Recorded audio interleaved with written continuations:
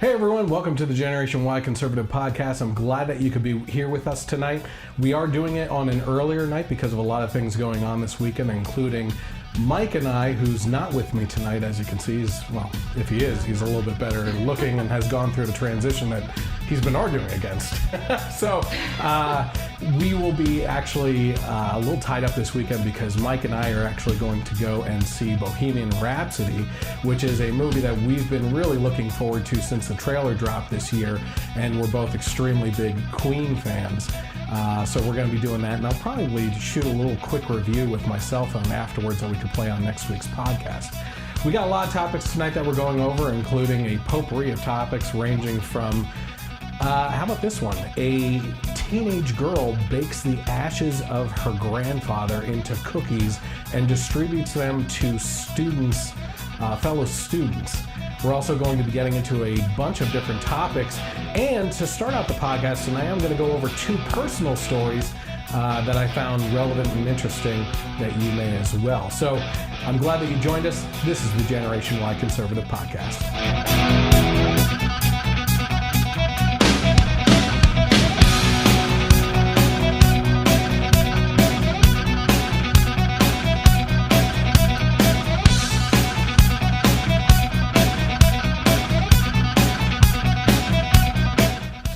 All right, I want to thank you guys for joining us tonight. It is Wednesday night, right? Yes. Okay, it is Wednesday night. Usually we typically shoot this on Fridays, on Thursdays, but like I said, we're actually going to see the movie Bohemian Rhapsody this Friday. So I actually asked my wife last minute if she wanted to stand in, and if I'm looking for someone with an opinion, all I have to do is ask for a wife, so it just makes sense. It's true. So not only can you expect opinions, but probably some pretty bad dad jokes on my end as well. Oh, great. I can't get away from those. If you are watching right now, you'll be tuning in on Facebook Live. You can enter into the conversation. Leslie will actually be handling the comments tonight and letting us know if anyone is talking. And we will. Oh, there you go, Zara. We hung up your sign in the back. The sign right behind Leslie there is a quote from Ronald Reagan. So she contributed that to the new set and everything. So thank you, Zara. We appreciate it. Also, like I said, if you're watching on Facebook Live right now, head over to the page and hit the like button and follow along with that. And you can actually leave comments on this and get interactive with the podcast now. Also, if you're interested in interacting with me on Twitter, the handle is @GenYConservative without the E on the end. And most importantly is the YouTube channel, which I would encourage you to find by searching for the Generation Y Conservative and hitting subscribe to that channel. It's freezing here. And I'm wearing a short-sleeve shirt. Hit subscribe to the channel, because if you're not familiar with what's going on YouTube, on the Google end and everything, Google and Facebook as parent companies of multiple different things for umbrellas. Google is obviously in control of YouTube. They are extremely liberal in their politics and have been trying to squash out conservative voices for quite some time now. On top of that, when you're not seeing conservative voices showing up in your YouTube feed, if you're not specifically following someone, they're also leading their algorithms away from creators of content like myself and others that you probably follow. And you need to hit a certain subscriber base. So what I would ask you to do is hit subscribe to all the people that you like listening to, not just myself, if you're a follower of the show, but hit subscribe on those people so that they can get to the number of subscribers that they need to actually start making money on the videos that they produce. It's frustrating because YouTube wouldn't exist without content creators, and yet here we are in the position that they keep on moving the goalpost away from creators to actually make money on this. So I'm sorry, I'm not making money yet, and I can't pay you for anything. So, also, before I move on to the first topic here, if you are a audio listener to the podcast, you can always find it on KLRN Internet Radio on Sundays from 3 to 6 p.m. And they also put me onto iHeart, iTunes, and Google Play podcasts, as well as multiple other spots. So if you just search for the Generation Y Conservative Podcast, you're most likely going to find it and can listen to it if you're working or something like that and you don't want to watch the video for some reason. I would actually encourage you to watch a video though, because some of the videos that we're going to show tonight don't have they have audio, but you actually have to see the videos for what's going on, especially some of the protests. You're going to hear yelling and screaming and everything, but you're not going to really understand what's actually happening with the liberal mobs, as we like to call them. So what I had mentioned in the start of the podcast is actually that I want to start off with two personal stories. And I meant to go over the first story last week when we were talking about my work experience up in Wilkes-Barre and the things I was experiencing up there. But the one thing that we did, we went down for my wife's cousin's retirement from the Navy, and it was just an awesome time. So congratulations, Captain. We'll leave the name out there, so because he's not exactly politically aligned with me, so that's okay. He's a pretty private person. Yeah. And what was neat though was we did the retirement on the deck of the USS Wisconsin, was it? I believe so. Yeah. So while we were up there, one thing that they read off was something called Old Glory in regards to the flag, and I found this interesting because, you know, people have their reasons for kneeling on the football field and everything when the Kapernick protests. Yeah, during the NFL national anthem. National anthem, yeah. We'll get there. We'll get there. During the national anthem, a lot of people are kneeling and stuff like that. And the opposition, I'm not going to get into the whole topic on why people would stand versus not stand and how the message is so screwed up and that they need to change their means of protesting if they actually want to get a message across. But I found it interesting that for those that stand for the anthem and have such a deep respect for our flag, this is something that they read off that I was like, as he was reading it, I was like, oh man. This is why. This is why people insist on standing. I mean, did you feel that when he was reading it? I had 3 little kids to pay attention to, so I didn't get all of it. But the parts I was that I did free. get I was were standing with pretty... your other cousin. We were doing fine. I didn't have any kids to watch over. So I'm going to read through this as quickly as I can without taking up too much time, and probably won't read it with the military precision that was read at the time. But it's called Old Glory in regards to the flag. It says, I am the flag of the United States of America. My name is Old Glory. I fly atop the world's tallest buildings. I stand watch in America's halls of justice. I fly majestically over great institutions of learning. I stand guard with the greatest military power in the world. Look up and see me. I stand for peace, honor, truth, and justice. I stand for freedom. I am confident. I am arrogant. I am proud. When I am flown with my fellow banners, my head is a little higher, my colors a little truer. I bow to no one. I am recognized all over the world. I am worshiped. I am saluted. I am respected. I am reserved. I am loved and I am feared. I have fought in every battle of every war for over more than 200 years. Gettysburg, Shiloh, Appomattox, San Juan Hill, the trenches of France, the Argonne Forest, Anzio, Rome, the beaches of Normandy, Guam, Okinawa, Tarawa, Korea, Vietnam, the Persian Gulf, and a score of places long forgotten by all except those who were there with me as I was there. I led my sailors and Marines. I followed them. I watched over them. They loved me. I was on a small hill in Iwo Jima. I was dirty, battle-worn, and tired, but my sailors and Marines cheered me, and I was proud. I was at Ground Zero in New York City on September 11th as cowardly fanatics attacked America. I was raised from the ashes of once proud buildings by brave firefighters, heroes who risked their lives to save others, showing all that America, although bloodied, will never be beaten. Those who would destroy me cannot win, for I am the symbol of freedom, of one nation under God, indivisible, with liberty and justice for all. I have been soiled, burned, torn, and trampled on the streets of my own country, and when it is by those whom I have served with in battle, it hurts. But I shall overcome, for I am strong. I have slipped the surly bonds of earth, and from my vantage point on the moon, I stand watch over the uncharted new frontiers of space. I have been a silent witness to all of America's finest hours, but my finest hour comes when I am torn in strips to be used as bandages for my wounded comrades on the field of battle, when I fly half-mast to honor my soldiers, sailors, airmen, and Marines, when I lie in trembling arms of a grieving mother at the gravesite of her fallen son or daughter. I am proud. My name is Old Glory. Long may I wave, dear God. Long may I wave. Go ahead, take a second. You talk.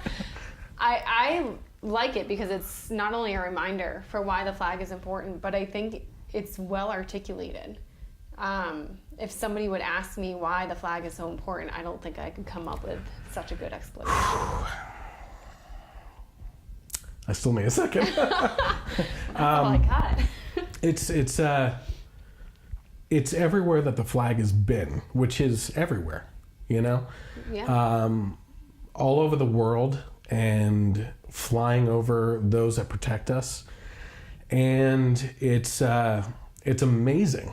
And we did kind of a piece on the podcast a couple of weeks ago in regards to the First Man movie that came out, and there was a big hoopla over the whole American flag not being shown planted into the moon and everything.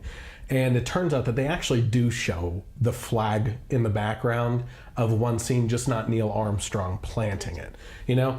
And I think what happened was Ryan Gosling and a couple other people behind the movie and everything thought, well, let's create a controversy to get people to see the movie, and it flopped because it backfired and people got pissed off about it instead, you know? But that being said, the reason why I bring that up is it's on the moon. The American flag is on the moon. That's pretty cool. That's amazing. Like, we went in that decade under John F. Kennedy's leadership at the time. He specifically said, we are doing this because America can. We are going to do this because America is going to be the first one to do it, you know, in a battle against the Russians, yeah. You know? And I just find that amazing. Did you have comments there? Well, Kevin Lee says hi, and well, is that a thumbs up? That's a thumbs up. And so does Gladys Gaines and Amy. Oh, Mike says to get a grip. Yeah, you'd be crying too. I take over and he cries. Yeah, geez. I don't know. So, Mike also said if they never would have said anything, there would have been no controversy about First Man, which I guess is I agree. What you were saying. Yeah. Now, to go along with that, to go a little bit more personal too, for 4 or 5 years maybe or something like that, Leslie and I have been begging her cousin to bring us to a Southern Black Baptist church. Like, we really wanted to go. Not really begging, but asking. Oh yeah, every time. Yeah. Every time asking, you know, and because we just want to feel that kind of exhilaration for God, you know, that outward just enthusiasm, enthusiasm, you know. And we had a blast. We loved it. It was a great. By the way, we're the only white people there. Yeah. You know, so we stuck out like a sore thumb and everything, but it was great. People, when it came to the time for greeting and stuff, I literally saw people across this, not mega church, not a small church either, though. It was a big church. People come from across the room just to say hi and greet us and everything. And people seem genuinely friendly. I mean, we visited churches and it's like, hi, how are you? Yep. You know, people greet you because that's what they're supposed to do, but people seem genuinely happy to have visitors there. People seemed genuinely happy to be there to worship God. You know, a lot of times you just have people sitting in the pews and not... It was electric. Yeah, Boogie, it was boogie, awesome. boogie. It was some really... I don't know if we were... Dad joke. Some boogieing, but... Oh, there was some boogieing. But it was a great time of worship, and we really enjoyed it. The choir was amazing. Yeah. That all to say, there were 2 little things that got under my skin a little bit. They did get first of all, this should be said, a female pastor guest speaker did the service, and she got political. you know? And the first thing that she did, which I can flip around and turn into a positive thing because she did, is she said, oh, you guys know about Maxine Waters and everything. And she went on to describe Maxine Waters when she was talking about, reclaiming my time. And she was like, oh gosh, drives me up a wall. It's like nails on a chalkboard. But she's like, oh, this guy was trying to take her time, and she kept on saying, I'm reclaiming my time. And I was like, in my head, I'm thinking to myself, no, go back and watch that, because she was asking the guy questions in a congressional hearing. And every time he tried to answer her questions, she didn't like that he was trying to answer her questions. She's like, I'm reclaiming my time. I wouldn't say that was necessarily her getting political. I think she was just bringing up an instance to. Well, I'm going to bring it back. I'm going to bring it back. But she was wrong on how she reacted to him and everything. Now, the positive from that, she turned that into an awesome message, which was the devil is always trying to take your eyes off of God, and you need to just say to the devil, I'm reclaiming my time for Jesus and everything. I almost wore my Not Today seat. Yeah. I should have done that. So I was like, okay, she brought it back. Yeah. I'm okay. And then she said something about the president number 45. I can't even say his name, but that's why you need to get out there and vote. And I'm like, what? So without even leading her into anything here, we went to a conservative church in a conservative area for all 8 years of Obama's presidency. Okay. What did our conservative pastor say about Obama? Well, it's what he says about every president, is that we pray for every Sunday he says that we pray for our president, vice president, Congress, and he kind of goes down the line. That's it. Yeah. We just pray that God has wisdom to guide them in their job, and we pray for them. Mm-hmm. He never once stood up there and said, President 44, I can't even say his name, the bum, or anything like that. But essentially, what did we have here? We had a church that got political in what I feel is a very unchristian way. You know what I mean? And I think a lot of churches get Is that political. showing grace? No. No, because the Christian thing to do would be, even someone you disagree with or like vehemently disagree with, would be to pray for that person. Right. If you think somebody in authority is doing something unbiblical, I would say you pray that God guides them and turns them to His will. Yeah. Yeah. Yeah. So it kind of carries over into my second story too. Before I top that story off, though, that does not mean that was a speck of that service. The negativity that I felt. Yeah, it was a speck. I would go back there anytime because I had a blast. I was even clapping before Leslie was. You were getting into it. But that kind of leads into my next topic, which is you probably didn't see this, but. A mutual friend is posted something on Instagram last night or something like that of a design that he created of President Trump as the devil. Oh, I did see it. Yeah, and it said, I can feel the unfollows now, followed by a bunch of little snowflake symbols or something like that. And I'm like, give me a break, of all the snowflakes that are out there that are offended by things and everything. I just put haha, like get into it with me. Seriously, you enjoy it. Yeah, I do. I enjoy talking to and conversing with civilly people that disagree with me. I just happen to know he doesn't know anything about politics. Yeah. And what really bothers me is that people feel like they're the rebel. They're going against the grain by saying something horrible about President Trump. And it's like, that's the thing to do. That's the thing to do. You feel like you're being courageous. It's like all these late night talk show hosts that only bash Trump, like Stephen Colbert. I'm just going to use him as an example. His show was failing miserably when it launched. And the only thing that saved him was Trump getting into office and him bashing him on a nightly basis. If you type in Stephen Colbert on YouTube, it's just going to be a bunch of Trump bashing videos that were trending, you know? And so when you are in that position and you're talking to your little echo chamber, in his case, his audience, of people that also hate Trump, you're not being a hero. You're not being a rebel or courageous. You're being a coward. You're catering to an audience that already agrees with you. Well, in his instance, he's going for ratings. Yes. So if bashing Trump gets you ratings, then he's doing his job. I understand the business model. Yeah. So I just find it interesting. I don't know. It's not pulling up the video, just so you know. This one? Yeah. Ours? It's saying it doesn't have enough. That's what I keep doing. Here we go for now anyway. Okay. So it is Halloween tonight. Today is October 31st. And I have a video. Huh? It's back. Brant says it's back. Oh, Thanks, okay. Brant. So it did go down? Yeah. Okay. So I do have a video in regards to Halloween from Bill Mahr, who is screaming leftist.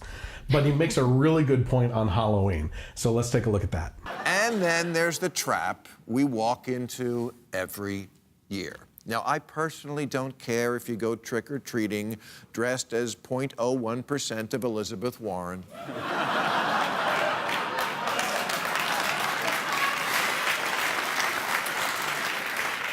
But the Office of Scolding Justice Warriors has decreed no hula girls, no Indian chiefs, no Southern belles, no Daniel Boone, no geishas, ninjas, gypsies, mobsters, terrorists, no Cleopatra.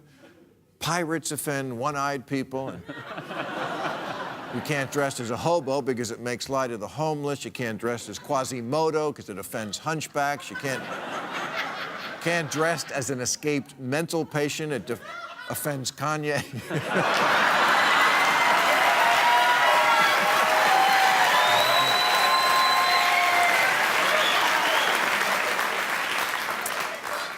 The sexy Handmaid's Tale costume.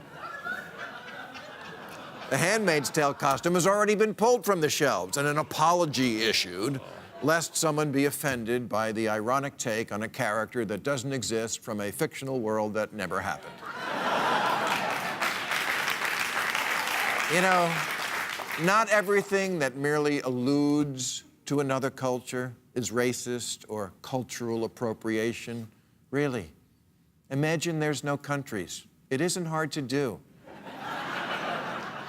Halloween was always fun because it wasn't PC. Not being PC is almost the whole point of the holiday. But now everything has to turn into a federal case of snowflakes versus humor. And then some cultural studies professor will go on TV to try to explain his outrage, and Tucker Carlson will look at him like this.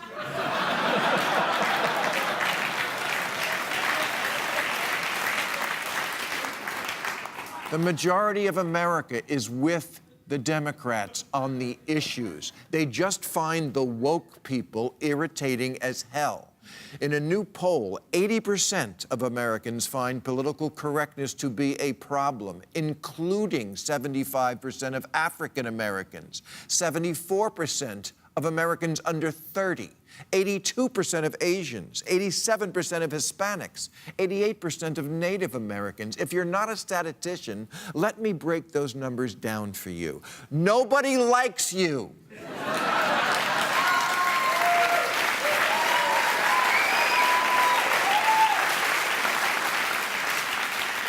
Including the so-called marginalized groups whose feelings you've decided need protecting. Because trust me, somewhere right now, there are 3 clueless white girls in Texas who are planning to go as a mariachi band.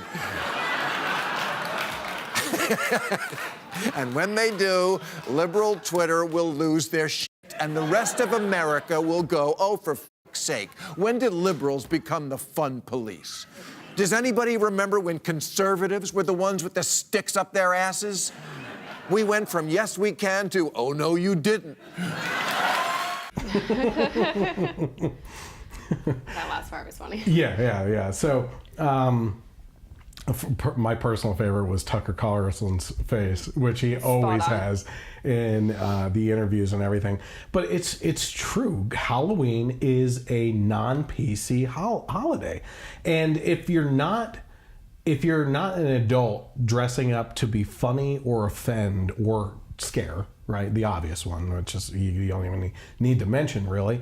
You're a kid, right? Mm-hmm. And if you're not dressing up for those things, you're dressing up as a character that you idolize, or as Mike put it, cultural appreciation, not appropriation. So a white kid dressing up as Black Panther or Moana or something like that, they're not dressing up like that to make fun of the character or anything. They're dressing up because they want to be that character for one night. Right. You know? I mean, Alex, our oldest, wanted to be Black Panther. And I was fine with it. We went looking for costumes. She couldn't find the costume. I guess they were all sold out or something. What was she? She was Spider-Man. Oh my gosh, that's sexism appropriation. Can a girl be Spider-Man? I don't know. You put on the mask. It doesn't matter. So, but I mean, she wanted to be Black Panther because she enjoyed the character so much. She loves Spider-Man. You know. So it's just, I found it interesting when it's kind of like what I always say. If we just talk to each other, mm-hmm. we're going to agree on the majority of issues, you know, no matter what side of the aisle that you fall on and everything. And what it comes down to is, in the majority of cases, we are going to agree on the problems. You hear every day what the problems are. No one's offering solutions. It's the solutions that differ. And if we start talking about those solutions, we come to a bridge that we can bridge across, and we can talk to each other civilly. And I think realizing that other people want to solve the problems. I think sometimes it's thought that the other side only wants to exasperate the problems or wants to ignore the problems.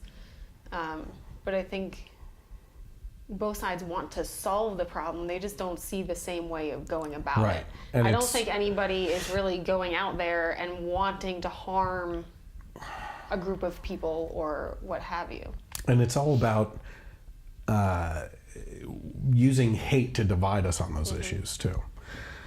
So that's that. Okay, I'm about to talk about some things here that you don't have to chime in on at all, because you will have no idea what I'm talking about. All right, sounds good. Since it is Halloween, if you're looking for... also Reformation Day. If you're looking for something along the lines of scary to watch, The Haunting of Hill House is out now on Netflix. It came out about a week or two ago. And the reviews, which I am absolutely sure of that the reviews were written by people that actually did the show, because these things were coming out left and right of people being so scared they were screaming at the top of their lungs during the show. They couldn't sleep at night. People were throwing up from anxiety from it and everything. I watched the show. Can't wait to watch it. It was one of the least scary things I've ever seen. That being said, this is a 9 out of 5 show on my ratings. The storyline behind the show is amazing.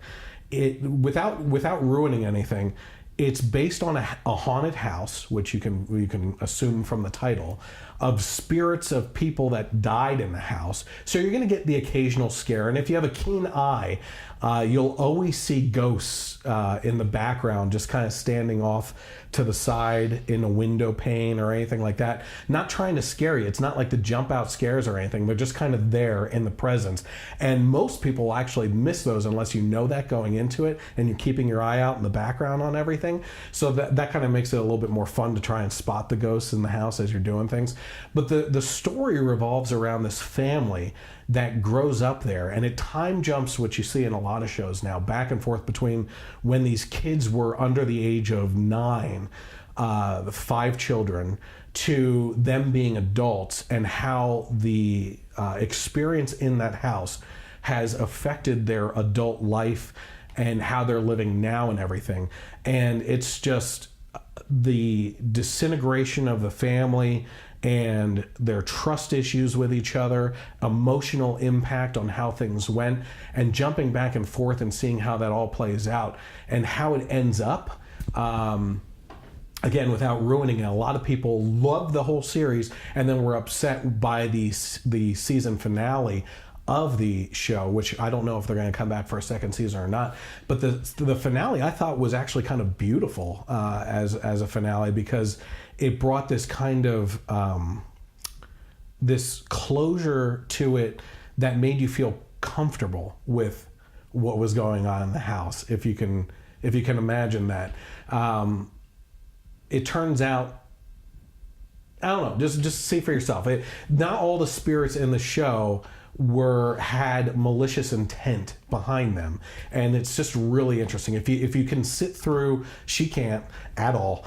I'm lucky to get her to sit through like anything benign. No. Like if you like scary-ish things, I highly recommend this show, and you will not be let down. Every time the episode ended, there's about 10 or 12 episodes to it.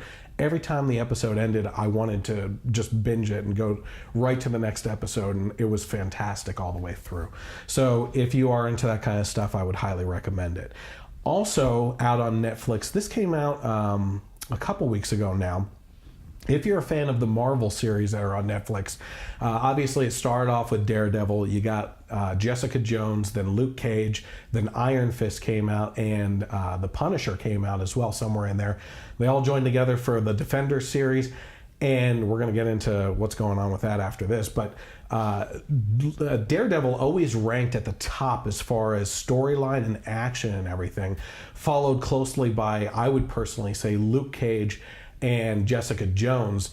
Iron Fist was released earlier, the second season this year. The first season was garbage and listed at the very bottom of all these seasons that were released by Marvel. Second season, top 5. It was amazing for Iron Fist. But this season, season 3 of Daredevil, was awesome. It was awesome. She's like, I hate this stuff. No, this season of Daredevil was... It was amazing, and it's his struggle. Actually, you would find this interesting. It was his struggle with God and his place in the world, and what God gave him as a gift in his fighting skills and his perceptual reality of everything, to use his blindness as a sense weapon, right? And he struggled with where he was at because of he blamed God and kind of had this acceptance period throughout the show and everything. And it's just this coming to terms with who he is and what's going on and everything. And of course, Wilson Fisk was back as the main enemy from season 1, and holy moly, it was he makes your skin crawl. And it, without again giving anything away, by the last couple episodes of them trying to take him down, you feel utterly hopeless, that you're like, there's nothing you can do to bring this guy down. He is hunting you down and your friends and family and everything, and there's no getting around this. So it is a emotional roller coaster for this show, and the cinematography is always top of the line with these Marvel shows. So again, Daredevil season 3, again, a 9 out of 10 I would give it on that. I forgot to say that we were going into entertainment, but this is entertainment stuff. You didn't know. That being said, we're talking for some. Yeah, we're talking about Luke Cage and Iron Fist and everything. Netflix and Disney came to this agreement to cancel Luke Cage and Iron Fist, and now Jessica Jones and Daredevil are up in the air, and a lot of people are trying to figure out what exactly is going on with that, since these are the shows that, along with things like House of Cards and everything else, bring Netflix a huge amount of revenue for everything. And they're trying to figure out, one of the theories behind the cancellation of Luke Cage and Iron Fist is that they're kind of following along with the comic book series, and that those two will join into their own singular show. Heroes for Hire was a comic book storyline where Luke Cage and Iron Fist team up together and do their own thing, and we can't really know that until Daredevil and Jessica Jones actually get canceled. But the other theory is that it's possible that these are all moving over to Disney's new streaming service, which I think is just a huge mistake, because we've been doing subscription-based things for a decade now. Almost 7 or 8 years. We cut cable. We haven't had cable for almost a decade, and we've gone to Hulu, Netflix. We're on PureFlix now, and like we have HBO Go through Hulu through the account and everything. But it's like, at what point do you oversaturate the market with subscriptions? Like, you're getting your credit card. You're paying the same amount that you did Oh my for gosh! cable. Yeah, it's through all the insane. subscriptions. And Disney, I get it. Like, Disney is one of the major producers of content with kids films and everything. But is it really worth it? And I think a lot of people would probably say yes, to get all of Disney's library of the classics and everything all at your fingertips and ready to stream, and then bring these shows over. Yeah, I mean, we wouldn't, but other people would. Yeah, personally, I think it's oversaturating the market with subscription-based things, services, and everything. But it is what it is. Anything else you want to say about things that you don't care about? No, there isn't. So, sticking with entertainment, this, according to a Fox News headline, Jim Carrey slams Trump for kidnapping children and hails Kapernick and De Niro at Hollywood Awards night. We did a piece about a year and a half ago in regards to Jim Carrey sounding a little off the rocker, but then doing another video that happened to come out shortly before that of him meeting with men in rehabilitation, right? And he seemed to be talking about Christ.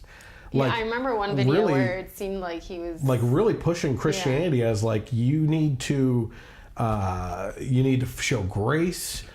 Which is funny that he's saying outright this. About Jesus, but it seemed like it was all the tenets of like bringing Christ into your life and forgiveness. And, he was rounding that drain there. Not that Jesus is a drain. That whirlpool. Bad metaphor. Whatever. Well, Jesus lifts you up, so tornado.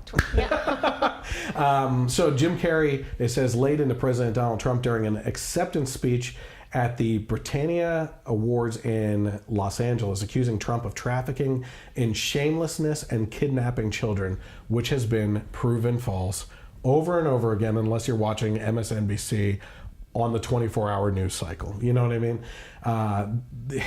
Did you ever happen to see the famous picture of the Hispanic boy in the cage, crying his eyes out and everything? Did you ever see the zoomed out picture? No, I did not.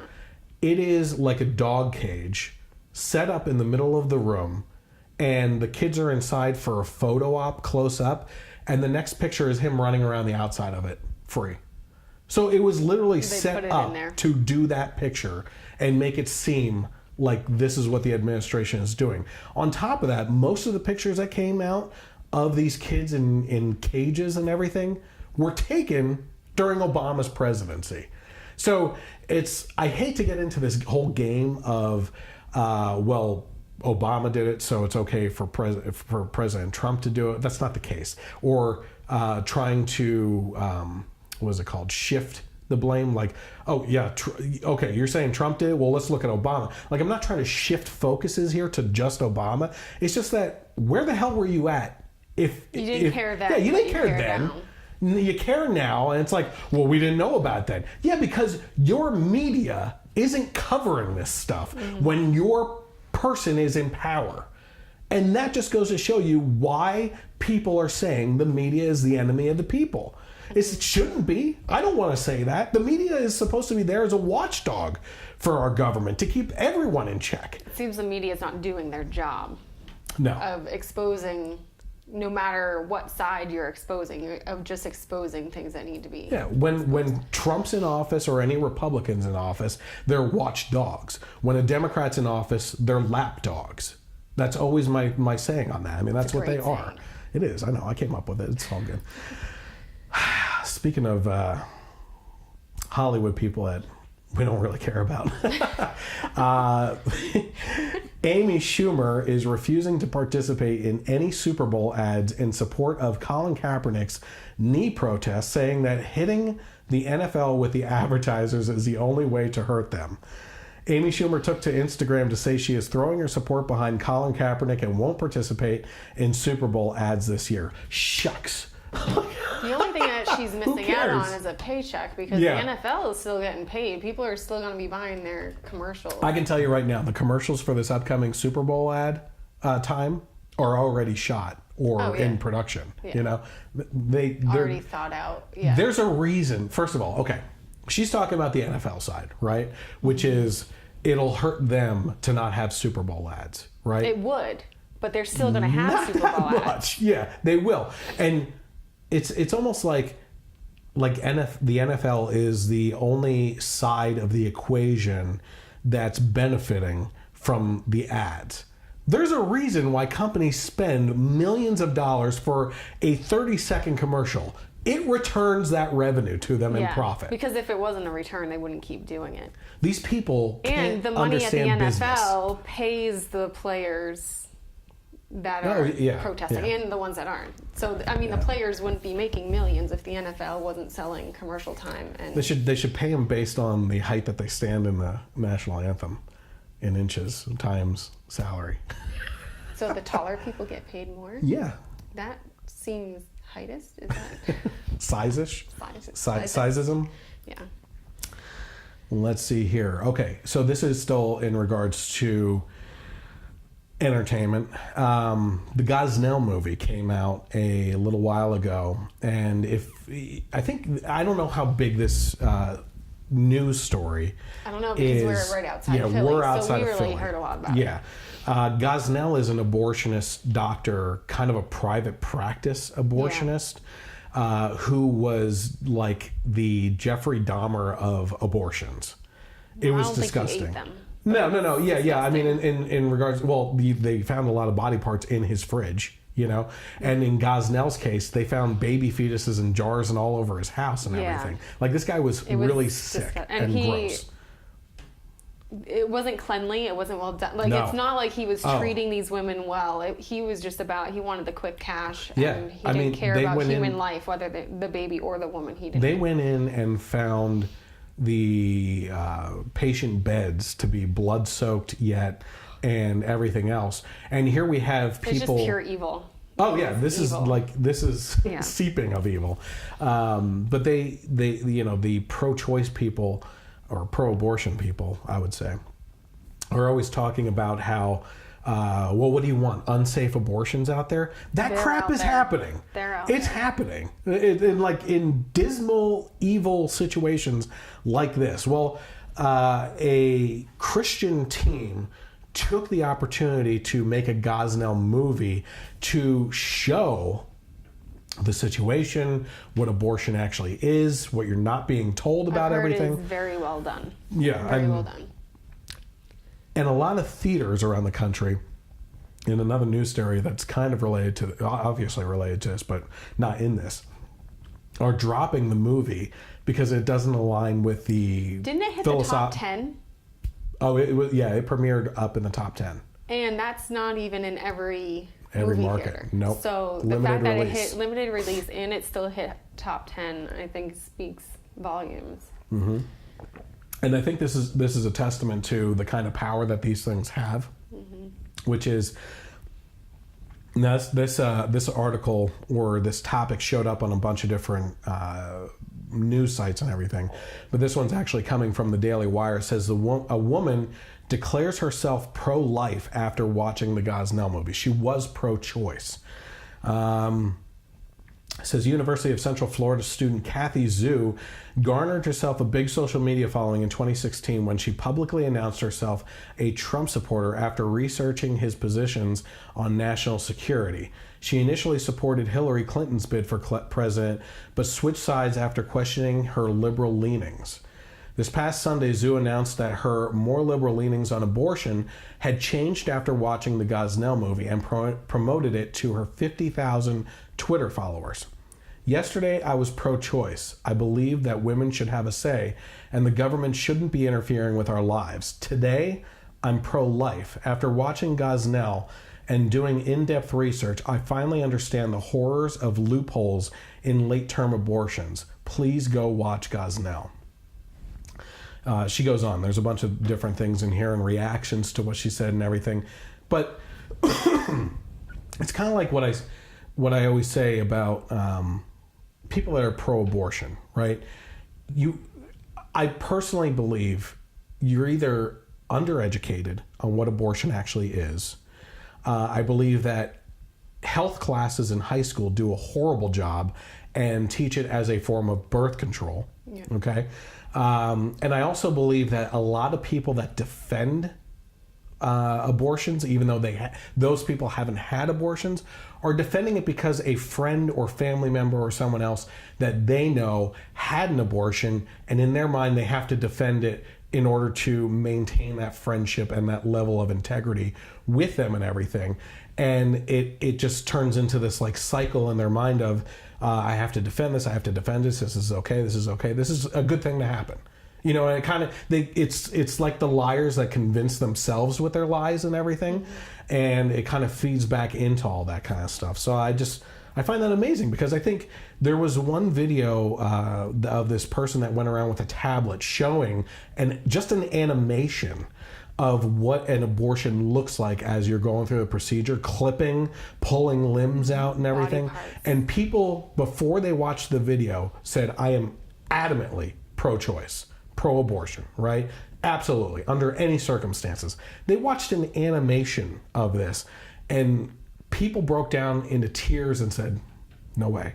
I can't believe, it hurt watching that, you know? And personally, for me, they've been saying ultrasound has been affecting pro-choice rate. Which is exactly why the pro-choice crowd wants to get rid of the ultrasound in those Planned Parenthoods. Because some states require an ultrasound before you get an abortion, and the reason for that is you don't truly understand that it is a child, it is a person. Which is the other thing that always boggles my mind. Yeah. Like at what point? At what point does it turn into a person? Yeah, there's a video that someone just recommended, and I don't have it, but it's called the magical tube or magical canal or something like that. The birth canal is magical. Something like that, where they use just a tunnel of some sort, and they're like, here it's not a baby, but something magical happens and it pops out as one. And it's like a comedy kind of parody thing or something like that. But yeah, I mean, it's like, I remember specifically in biology class in high school and health class where they were like, it's not really like they said, it's not a baby at this point. Fetus. And it's just a fetus. I had pro-choice leanings in high school.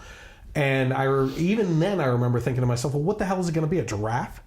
Like, at no point in time is that going to come out as anything other than a baby, except for a genetic deformation of something that might happen. Person. Yeah, it's still going to be it's never going to be something other than, I mean, it's like it boggles my mind, the ridiculousness of these people sometimes.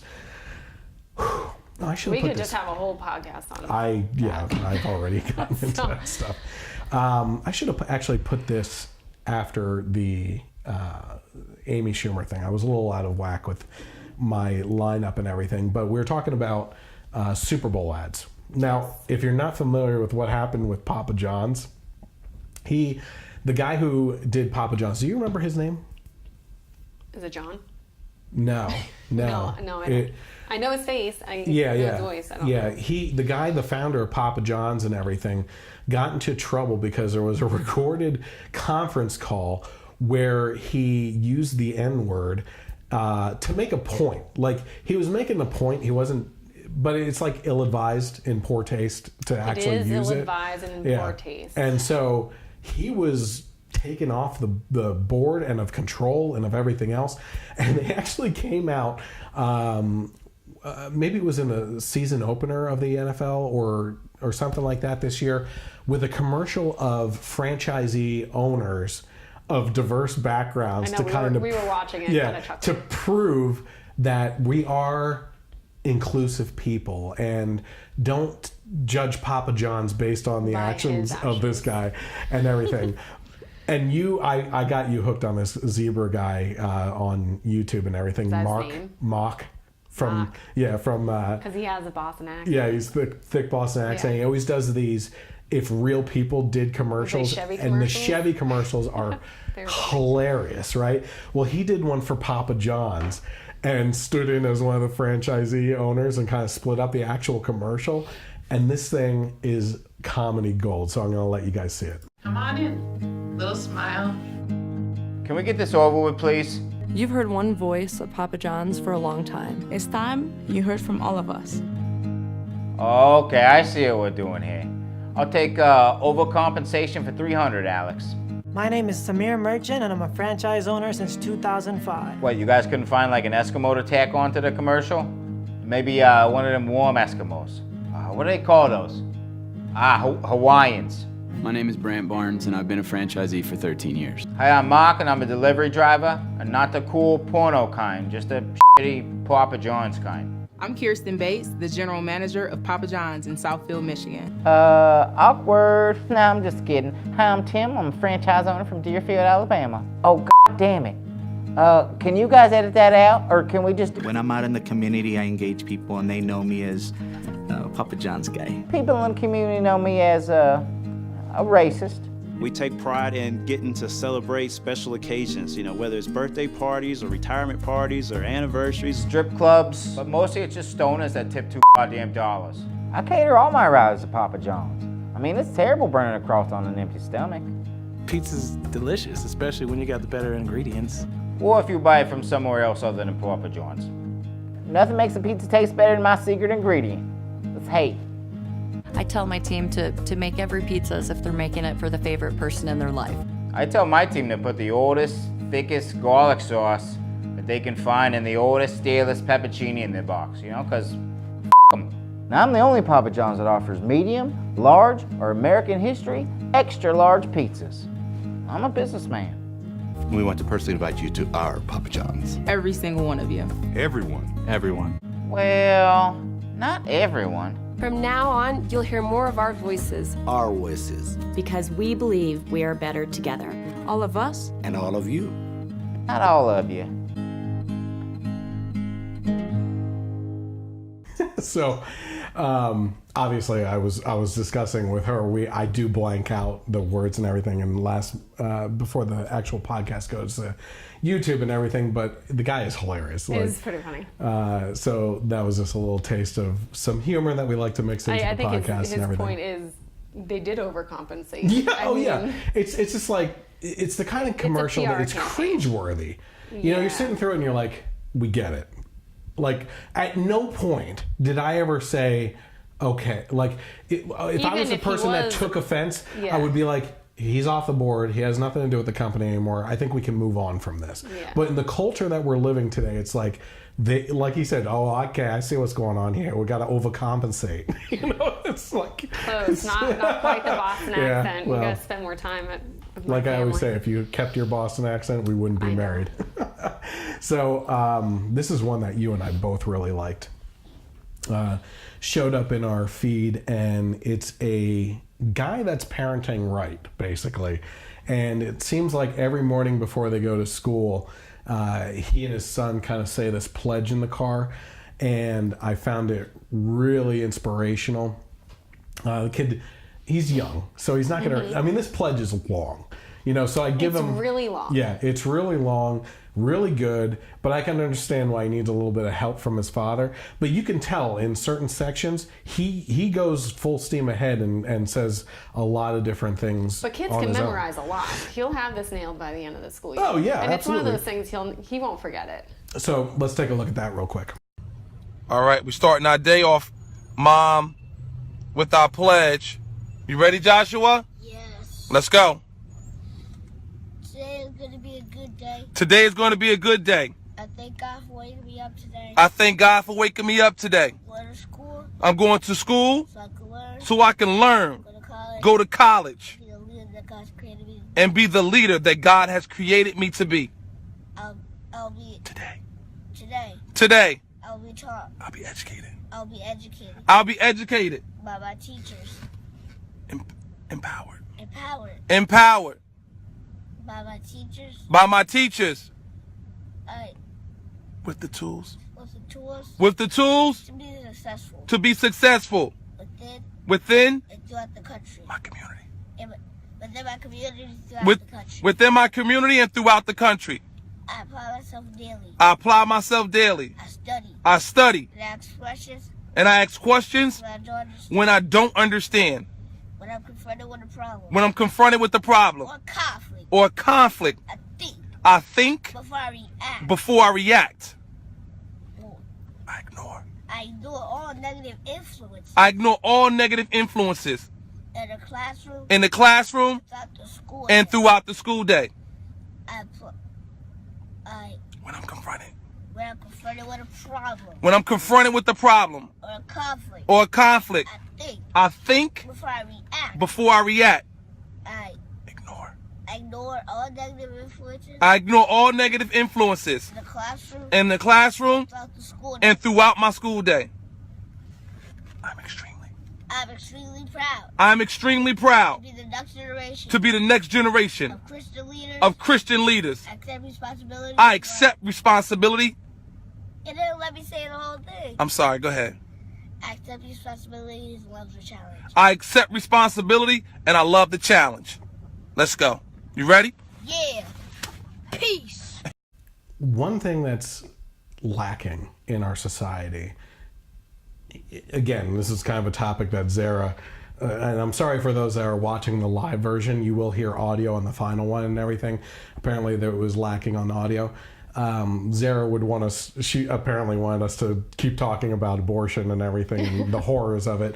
I would probably say she would also want me to keep on talking about this as well, which is, I feel like the lack of morals and principles and the draining of that in society is this moving away from Christ in our culture. Mm-hmm. You know, and it's one thing to have your own opinion on whether God exists or not, right?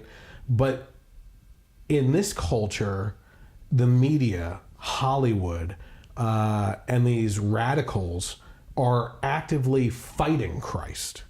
Right, And, it's not enough you know, to just let say, people believe it and believe ignore you it want. if you You're don't. a moron if you believe in Christ type thing. It is and it's like, and so kids are growing up thinking, well, I don't want to be ostracized in my community because I feel a way that people think is moronic or anything like that.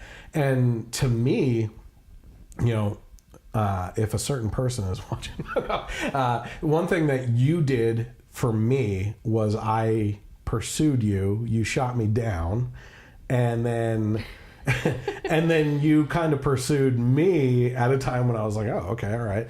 But the one thing you demanded of me at the time when we were in our early 20s was you said, you said, if you want to date me, you have to go to church with me, right? And I grew up, I went to Sunday school when I was young, but I didn't go to church my whole life, you know? The only time I would have been in church was for a wedding or something like that. That's not to say that I didn't believe in God, though. I really did. And you gave me a Bible because I was asking questions. I was inquisitive of it. I wanted to know more information, but I never fought it. You know what I mean? And I have found that if you were to talk to me 20 years ago about the things that I stand firm on today and show me, I would think that I'm probably crazy, a little bit crazy and everything. And we homeschool, the vaccination things, and the lack of trust in doctors, lack of trust in education, relying steadily on Christ, believing in his blessings and not coincidences anymore or anything like that, and showing love and compassion for those that vehemently spit in your face and disagree with you and everything. And even my argumentation in politics has changed because of Christ's influence on me. And instead of getting down into the mud and just getting nasty with people, like taking a step back, realizing the facts and statistics, relying on those instead of getting angry and everything. I mean, I get heated, you know, but to be honest with you, I can't be that type of person that sits here with an NPR voice whispering into my microphone and staying very calm and hoping that there's jazz music in the background or something like that. Like when it comes to a podcast, I'm not going to keep your interest with that. I have to be vocal. I have to be emotional with my things.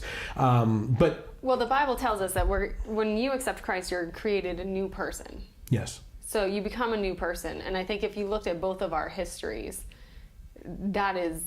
it's true. You know, we're not the same people that we were 20 years ago Yeah. when we were 15. Before we found Christ in our life, we were completely different people. And God works on you over the years to change you and to create you into those new people. Yeah. My point being for this is the fighting against Christ in culture and everything is that kids growing up with that, which I don't feel like we did grow up in that kind of environment. It was a little bit, but there has been a cultural shift in evil. I mean, that's all there is to describe it. We didn't grow up in that, but the kids that are growing up in it now probably feel a little shaky on religious grounds to pursue Christ in their heart and everything.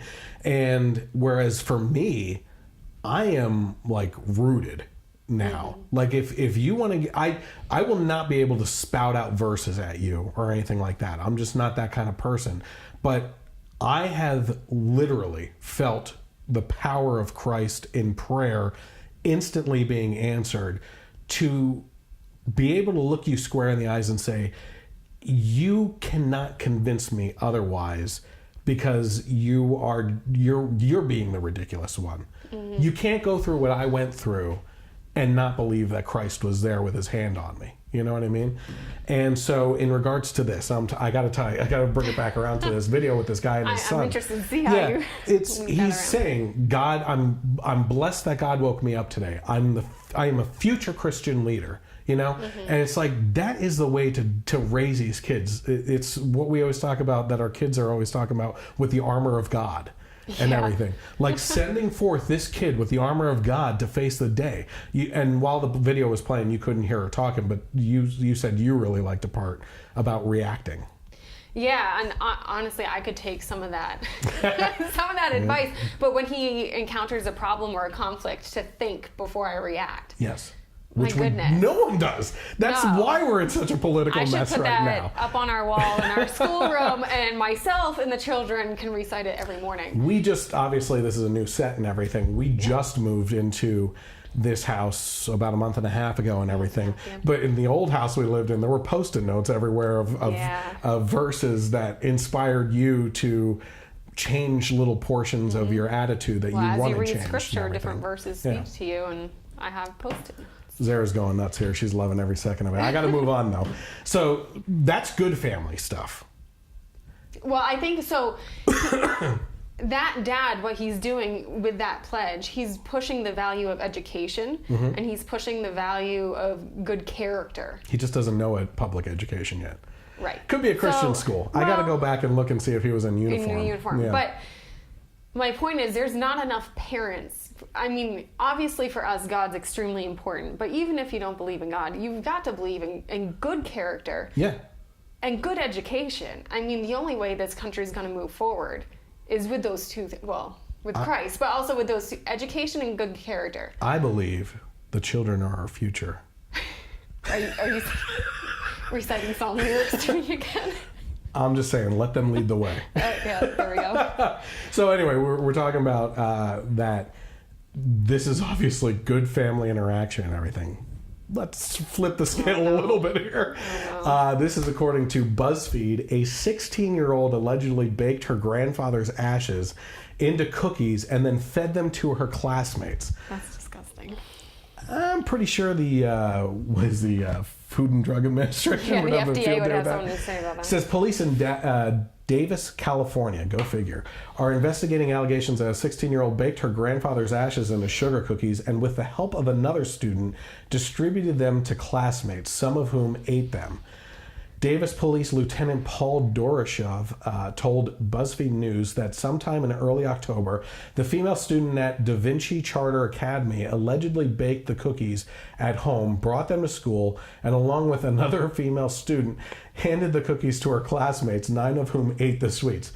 Take away that she fed them to the students. I just chuckled there because I maybe want to be baked into a sugar cookie.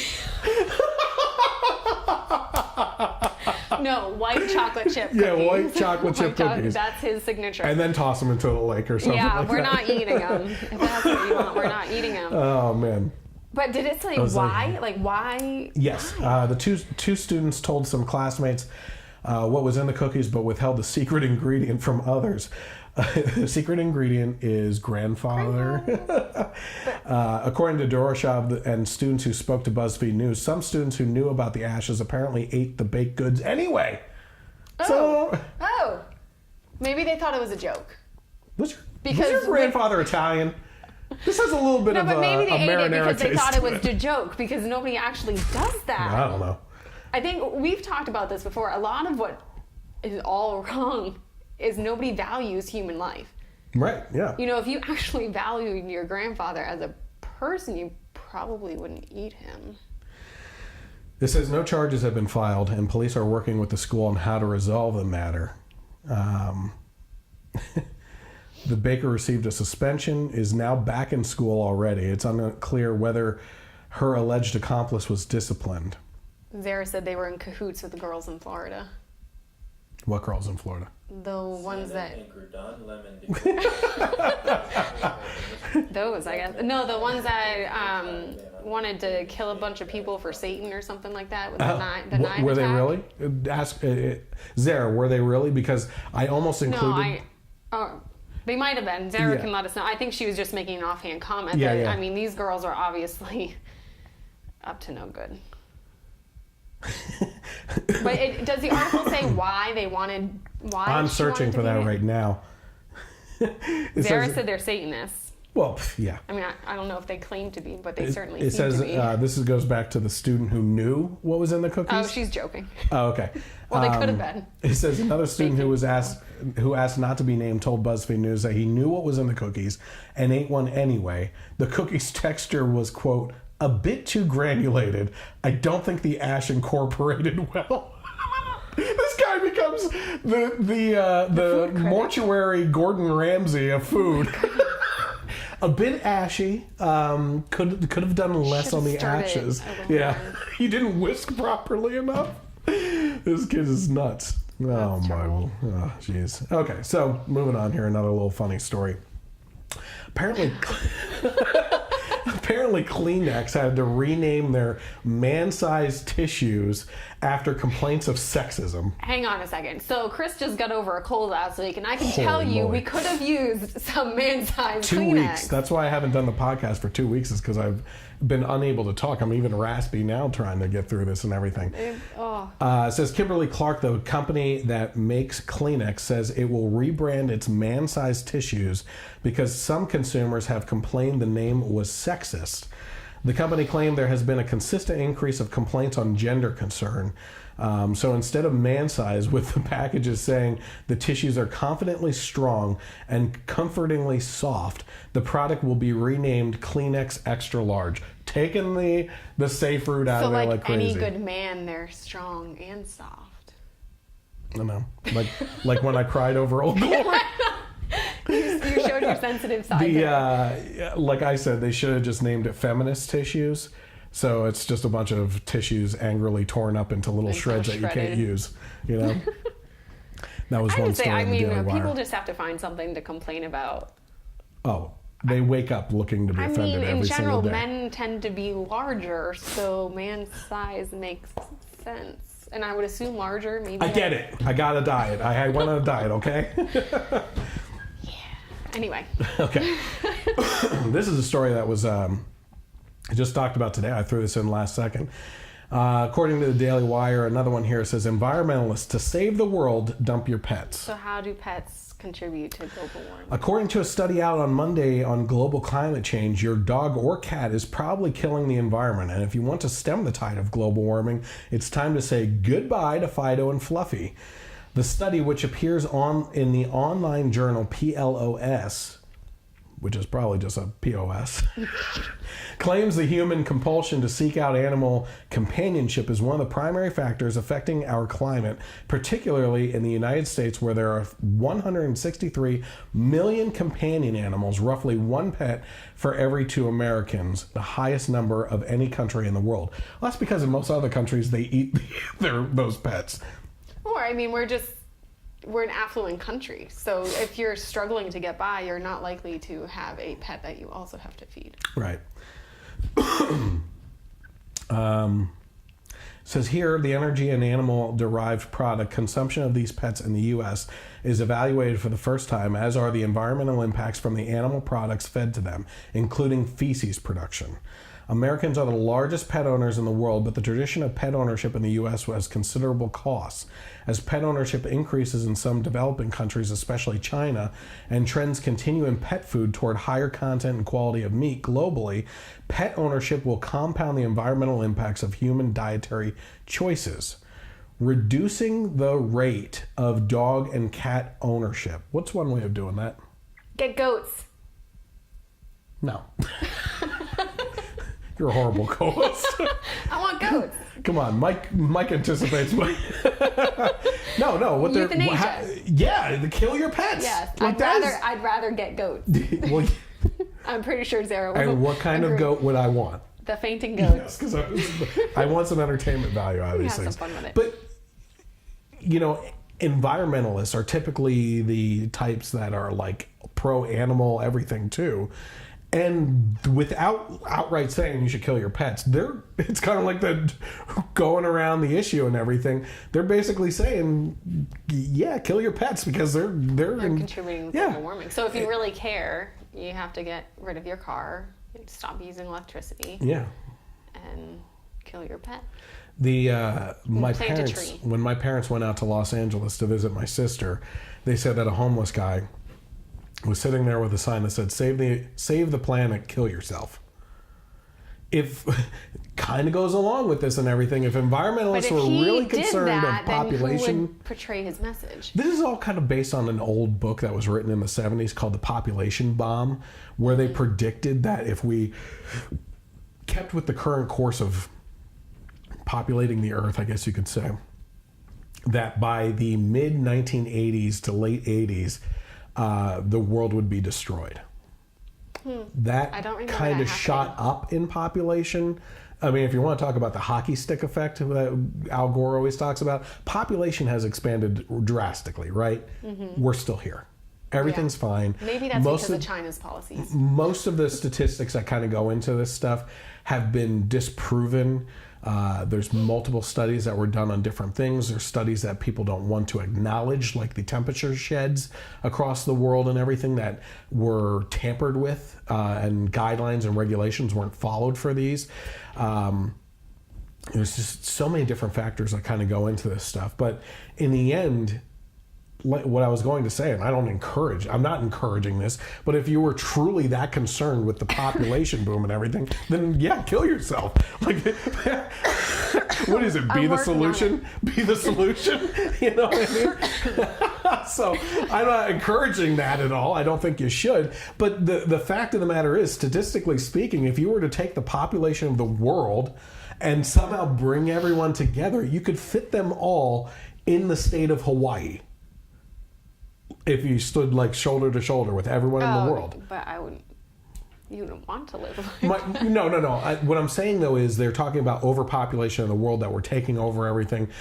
It's just not the case. Like, yes, your homes and stuff take up more space than obviously than what you do and everything, but they're acting like we're just getting to the point where we're going to be shoving people into the ocean because there's no room anymore. I think it's a matter of perspective too. I mean, if you live in the city, it is a whole different world. You are literally living on top of each other. Right, and you tend, that is your view, so you kind of think that's how it is most their places. View is always... Well, yeah, so my point is, I mean, we live in the middle of nowhere, and we just moved here from the middle of nowhere where there's plenty of space. So it doesn't feel like nothing feels overpopulated because we drive for miles and... That leads into my next point that I was getting to in regards to overpopulation with people and everything. There are also the same type of people that are like deforestation of everything and all that. There are more trees in the United States now than when we found the United States. You say that, I wonder... It's true, and the reason why, and this is happening around the world, is because for every tree that a forester cuts down, they plant at least two more. And that's been the trend because of a perception of environmentalism and trying to give back. And it's also a business practice. Like, eventually you're going to have to get more trees to cut down. Eventually you're going to cut down too, and then you have to. So we actually have more trees than ever before, but kind of like along the lines of what you're talking about, people living on top of each other in the cities and everything, that's what they see. They see the cement playground, right? There's trees planted in pots or like stationary, like little things on the sidewalks and everything, and that's all they see. That is their environment. Or they go for crying out loud, they can't tell groundhogs from beavers, for crying out loud. So true story. Yeah. So, but my point being, like, if they were to, if you get into the plane, but they get out of the city and they go to the suburbs, and the suburbs aren't that much better. They're still congested. Yeah. I mean, you got to go further out, and I mean, their electric cars won't take them that far. You've driven across the country. You've driven through the Midwest. I mean, there's nothing for miles and miles and miles. Yeah. It's not congested everywhere. Well, even the sky high view of that, when you're flying over the country, if it's not cloudy below you and you look down, it is green. The U.S. is green, as is much of the world is green. We do not have a forestation issue. It's just not happening. These people are living in their tunnel vision world in the cities, which is why the cities always vote so blue all the time. They environmentally, business-wise, and everything else, they have this tunnel vision. They just don't get it. They're not living in the real world. They're living in their little fabricated bubbles. They'd probably argue we're not living in the real world. Oh, you can't get more real world than this. It's true. We almost you come out here, you hear... Mike be insulted with that. He was watching earlier. I don't know if he still is. Mike. Why would he be insulted? He doesn't play the banjo? Or maybe he does. Mike, do you play the banjo? It doesn't matter. He'll sing along. Okay, so there's that. Kind of going along to China now. This is awesome. It says China plans to launch multiple artificial moons into orbit by 2020. So wait till you hear the details on this. In a move that could save hundreds of millions of dollars in annual electricity costs, the Chinese government is planning to launch a fake moon into space in 2020. The moon, according to China Daily, is actually an illumination satellite featuring reflective panels, which scientifically, the moon reflects the sun. So this is doing the same thing. I'm studying astronomy. Yeah, we're studying astronomy. I just had to teach that to my 9-year-old. These panels will catch and release light from the sun just as the moon does. Although Wu Chunfeng, head of Tianfu Area Science Society in Chengdu, I'm getting these, says the satellite has the potential to be approximately 8 times as bright as the natural celestial reflector. 8 times brighter than the moon. Now, if you're outside in a full moon, you can see.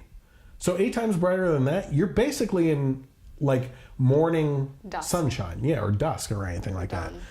It says the satellite will allegedly be able to adjust its brightness, aim light in different directions, a possible aid in times of disaster, and limit or expand its ground coverage, which could range from 60 to 50 miles in diameter. Prior to launch, tests will be conducted in an uninhibited desert in order to ascertain whether or not the light will negatively affect the natural cycles of wildlife. That would be a concern. According to Wu, however, the artificial moon will not light up the entire night sky because it is expected to only be about 1/5 as bright as regular street lights. Okay. So what's kind of interesting about this is, I'm sure you probably know this, but in Alaska, like there are months where it's always dark or always light out, and it causes insomnia problems for people and stuff like that. But yeah, can you imagine what this does in regards to electricity costs and everything like that? Like you, but I think the point of the wildlife. I mean, what is it going to do to the animals? I think that's what they need to study. But this is, to me, amazing that we can do this. The only thing it's going to do is reflect the light. So they're not like harnessing energy somehow, or like why do we need more moons? Well, the point being, to cut down on electricity light. Okay, so we don't need to turn our lights on at night because we have another moon in the sky. Not necessarily, because if you're in a house, it's going to be dark anyway. You know what I mean? But in regards to street lights and city lights and everything like that, if it's 1/5 of power, I don't know what that would equal when you're actually out on the street and taking a look at it. But it's just fascinating nonetheless that we have this ability to do this type of thing. It's fascinating and that's neat. I don't know if it's really worthwhile. I don't know. You know? I would love to see what the benefits of it. There's a reason God put one moon in the sky. I don't know exactly what it is, but there's a reason in our for sky. it. In our sky. And what does there are moons out there that have their own moons, and what are those called? I forget, but you told me. Moons. Yeah. You still didn't show me that Google page to show that you're not BSing me. It's true. Look it up. Google it. All right. So I just found that fascinating. I'm a big. I thought you were going to say like it would person. Replace solar panels or something, and it would harness I don't electricity. Well, can you harness up there and get it down here? I don't know. Can you harness in solar panels a low amount of reflected sunlight from the moon? I don't know. But if you can, and it's brighter than that, then you may be able to start seeing more efficient solar panels that are able to keep a low level charge at night and provide electricity as well. I just don't know the data that goes behind that. Excuse me. Like I said, I'm still getting over a cold. Sorry about that. What the heck's your excuse? I was choking on the water earlier from you. This, according to the Daily Wire, we'll go over this quickly. This could last forever with a topic. A surgeon says that sex change regret is on the rise, but no one's talking about it. It says one of the world's top genital reconstructive surgeons says that sex change regret is on the rise and that more patients are coming to him to have their gender confirmation surgeries reversed, but that people too afraid to be politically incorrect just aren't talking about it. Professor Miroslav Djordjevic looks Russian. Dang it! I almost got through this. Told Canada's National Post that for the first time in his long career as a world-renowned surgeon, people who have had sex change operations are coming to him to have them reversed, a procedure that is not just expensive, but very painful. Those wishing the reversal, he said, have spoken to him about crippling levels of depression following their transition and in some cases even contemplated suicide. There's a whole lot of things here. If you're interested in the article, you can actually read the article. Point being that this is on the rise. Okay, a lot of people are having regrets on it and everything. And it feeds back into topics that we've talked about in the past and you and I have talked about in multiple situations. One thing I just listened to was an actual gender sex doctor recently in an interview from Canada who studies this stuff, who you would think, and her point being, and I think I at least fall into this, if you're an adult, you can do whatever you want with your body as long as it doesn't affect me. That's always been our position, which is in regards to the bathrooms at public places and everything. Like I am not comfortable sending my daughter into a restroom when the spoken policy is that anyone that identifies with that gender can use that restroom. Because it's not the transgenders that take advantage of being sickos in those situations. Like I truly believe that if a man goes through a whole change and identifies as a woman, you're not going to know about it. Same in the opposite direction and everything. If a woman who identifies as a man has a beard and a penis now comes in, stands in a urinal next to me, first of all, I'm not looking over at them anyway while I'm taking going to the bathroom. But I'm not gonna bat an eye at them following me in or out or anything like that. But when you leave it open to that you can just do it if you identify with it, and there's a bearded guy in the restroom with my 5-year-old daughter because he's getting his kicks and giggles out of it for going in there and trying to snoop pictures and everything. That day he identifies as a woman. Because now fluid is a gender and everything. You can change it all the time. So you really can't prosecute people if there's 136, 160 genders now and everything. Point being, when you're taking a look at this and everything, statistically speaking, transgender people are more likely to commit suicide after their transgender surgery to make them into the gender that they feel more comfortable with and everything, that they feel that they are. The suicide rates jump in that case. And the people that are pro LGBT in regards to this specific community will say, well, that's because they get bullied by people like you and everything. Bull crap. Like I said, I wouldn't know the difference if that person walked in behind me anyway. You know, it's not because of that. It's because they're figuring out that this is something else that's going on. Before you talk, what happened in this? You were just about, yeah.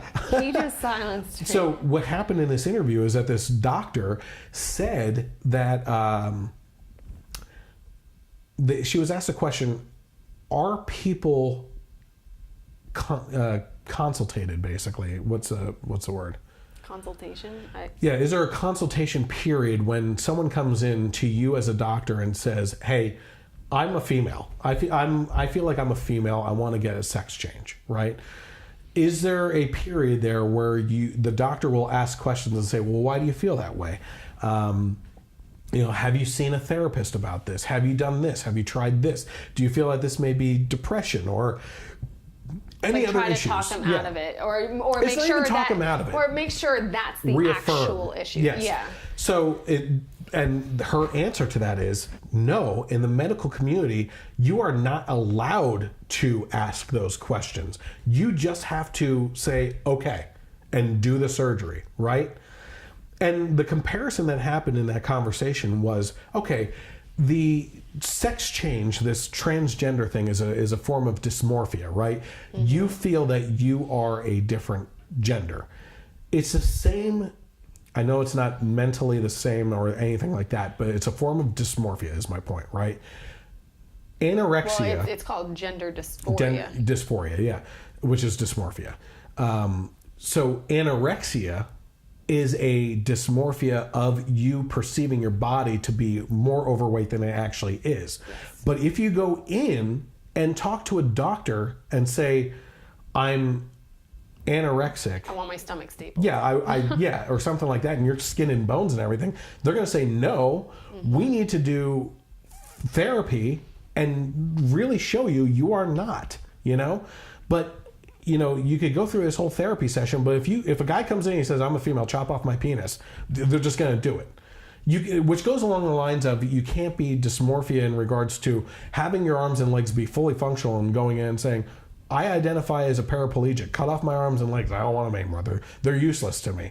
Like, there has to be a questioning period there. Yeah. You can't just do that, Well, gender dysphoria is it is a mental issue. You think you're something that you're not. Yes. I'm not saying those feelings aren't real, they're real, but it's the only mental issue that has a physical cure, so to speak. That you believe is a physical cure? Right, because I think your example of the anorexia was great. You feel like you're bigger than you are. Well, no doctor is going to go and give you gastric bypass because that's not the issue. The issue is mental. Right. Well, with gender dysphoria, the issue is mental, but they're telling you the cure for that is to change your body physically. Yeah. And the suicide rates are higher, and the regret rates are higher because it's coming full circle now. Is what this doctor is saying. The physical change does not fulfill the void that they were feeling. Right. It doesn't change the root of the problem. Yeah. It just masks it and keeps it going longer. Yeah. I think you and I have had this discussion before, which is, again, going back to, if you're an adult, like, if you want to do that, I don't agree with it. And I think that there's underlying issues there that truly aren't being studied in society. Mm-hmm. And we're going down this road of just accepting things. And I think we're setting people up for depression issues. Mm-hmm. You know what I mean?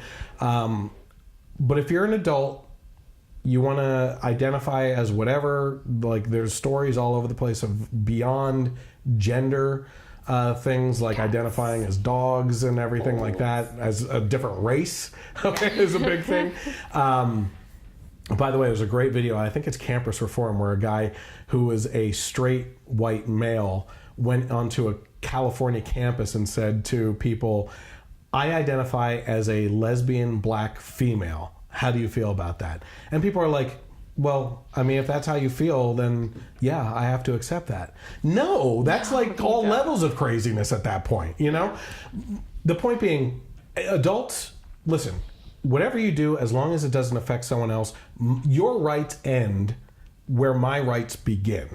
As long as you're not infringing on my rights is basically the point to that.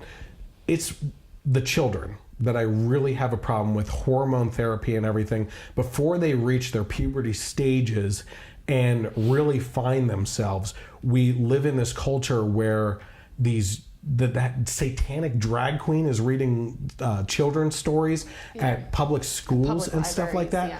And the one story I didn't go over last time was that parents flipped out on this one career day thing where a drag queen came in and said that this is his career. Because if you're a drag queen, you do identify as a he. It's just that lifestyle that you live. And I had to learn these things. So, yeah. So parents were really upset about that because they weren't warned about it or anything. And of course, the left flipped out on them, saying you're divisive, you're not tolerant of other people and everything. I wouldn't want a straight stripper or a straight porn star coming to career day. I mean, the point of career day is to just show. Trying to get through college. The point of career day is to show something you can aspire to be. Now. Should we really I'm not going to go down that road of like, yeah. Well, my point being, you always have to take a look at these issues from where the other person's shoes and everything like that, right? These parents were upset. I think they had every right to be upset, but the people that got upset with them are also the same people that if a pastor came in for career day would have lost their ever-loving minds over that, you know? So there's maybe you categorize things as taboo, and you just, as a school district, just say, listen, I understand that these are career choices and everything, but we're going to stay away from those because this is a public school and it's none of our freaking business to get into that stuff, you know? So apparently you're making good points. Thanks, Sarah. Okay. Well, going back to that article, though, I think it is sad that people are hiding the information that there is regret there. Yeah.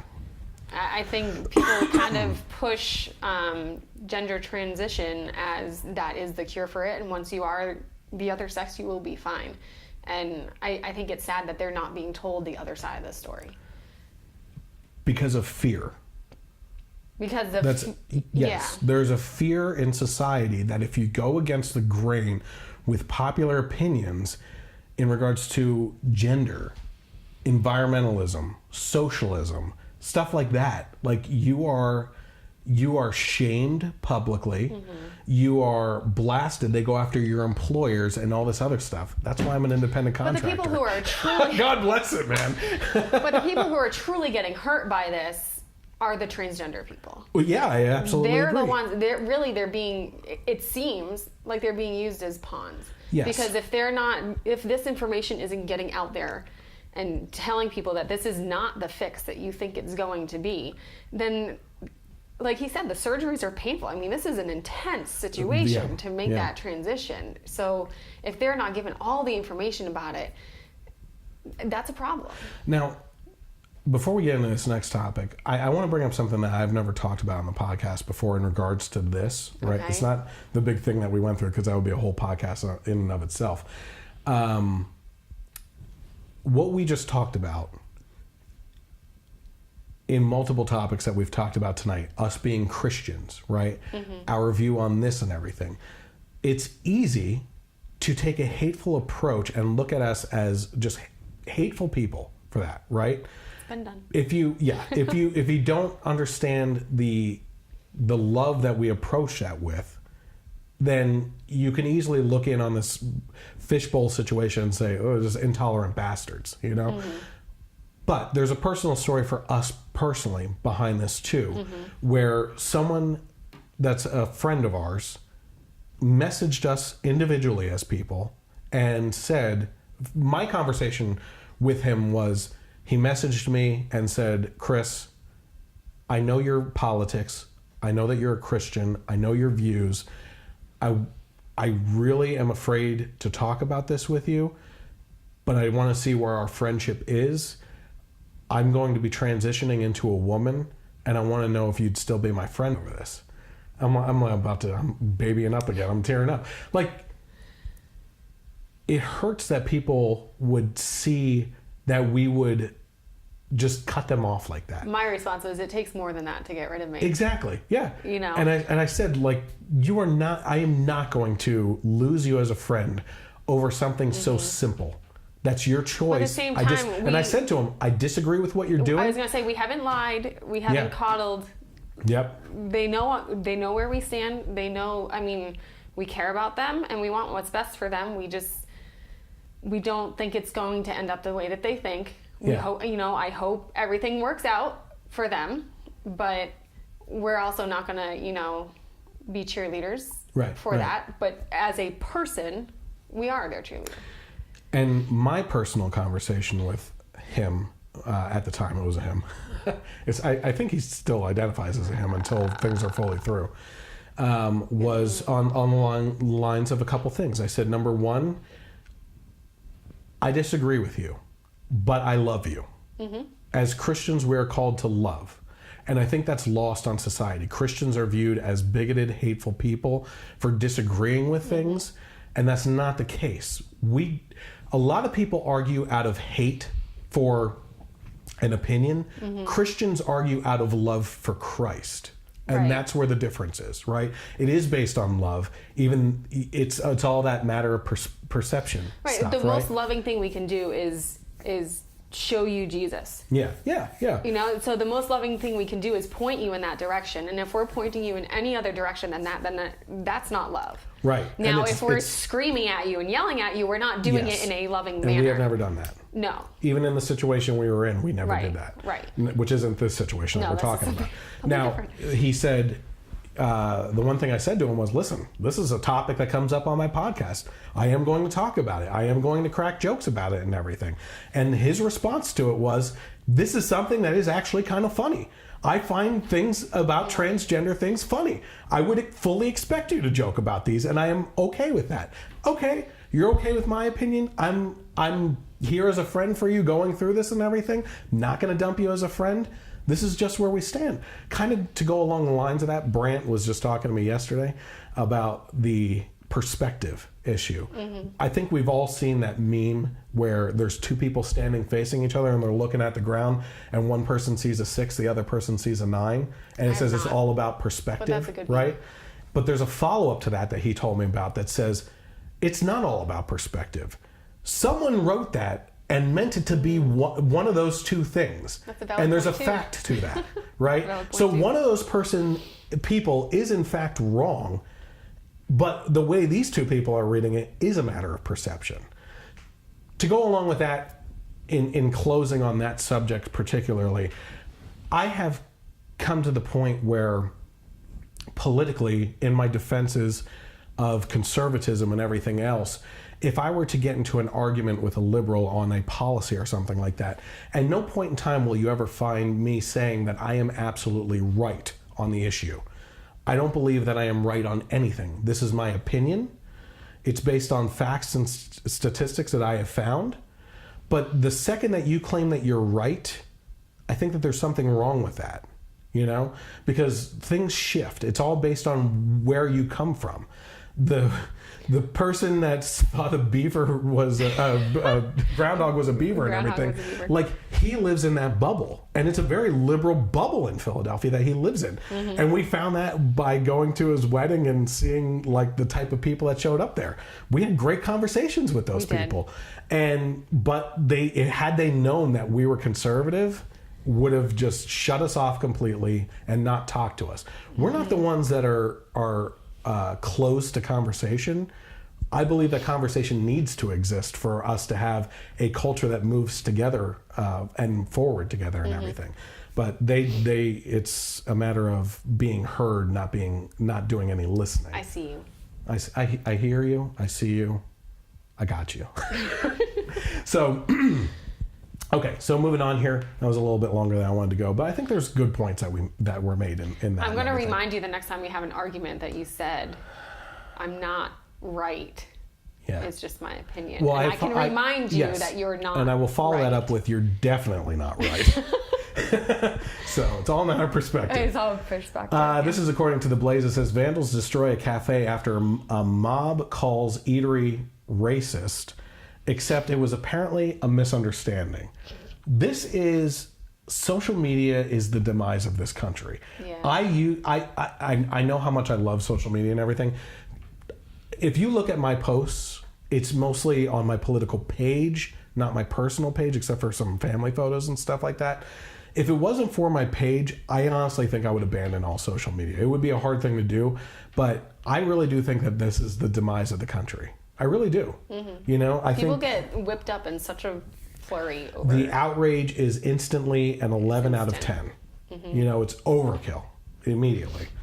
So in regards to this, it says vandals caused about $10,000 worth of damage in Anchorage, Alaska. Do they have $10,000 worth of things in Alaska? It says a restaurant after Facebook users circulated reports that the restaurant was racist against Alaskan natives. This is crazy. A Facebook user named Anna Sattler shared a post Saturday about the restaurant, reportedly relaying a friend's message, which accused cafe staff of acting in a discriminatory and racist way toward Alaskan natives. In her post it says, "From my friend who experienced this discrimination today on 10/20/18, Alaska. Do not eat," in capital letters, that's why I yelled it, "at the Paris Bakery and Cafe, 6th and Denali, Anchorage. This afternoon I was denied seating when I entered with 2 Alaska Native individuals.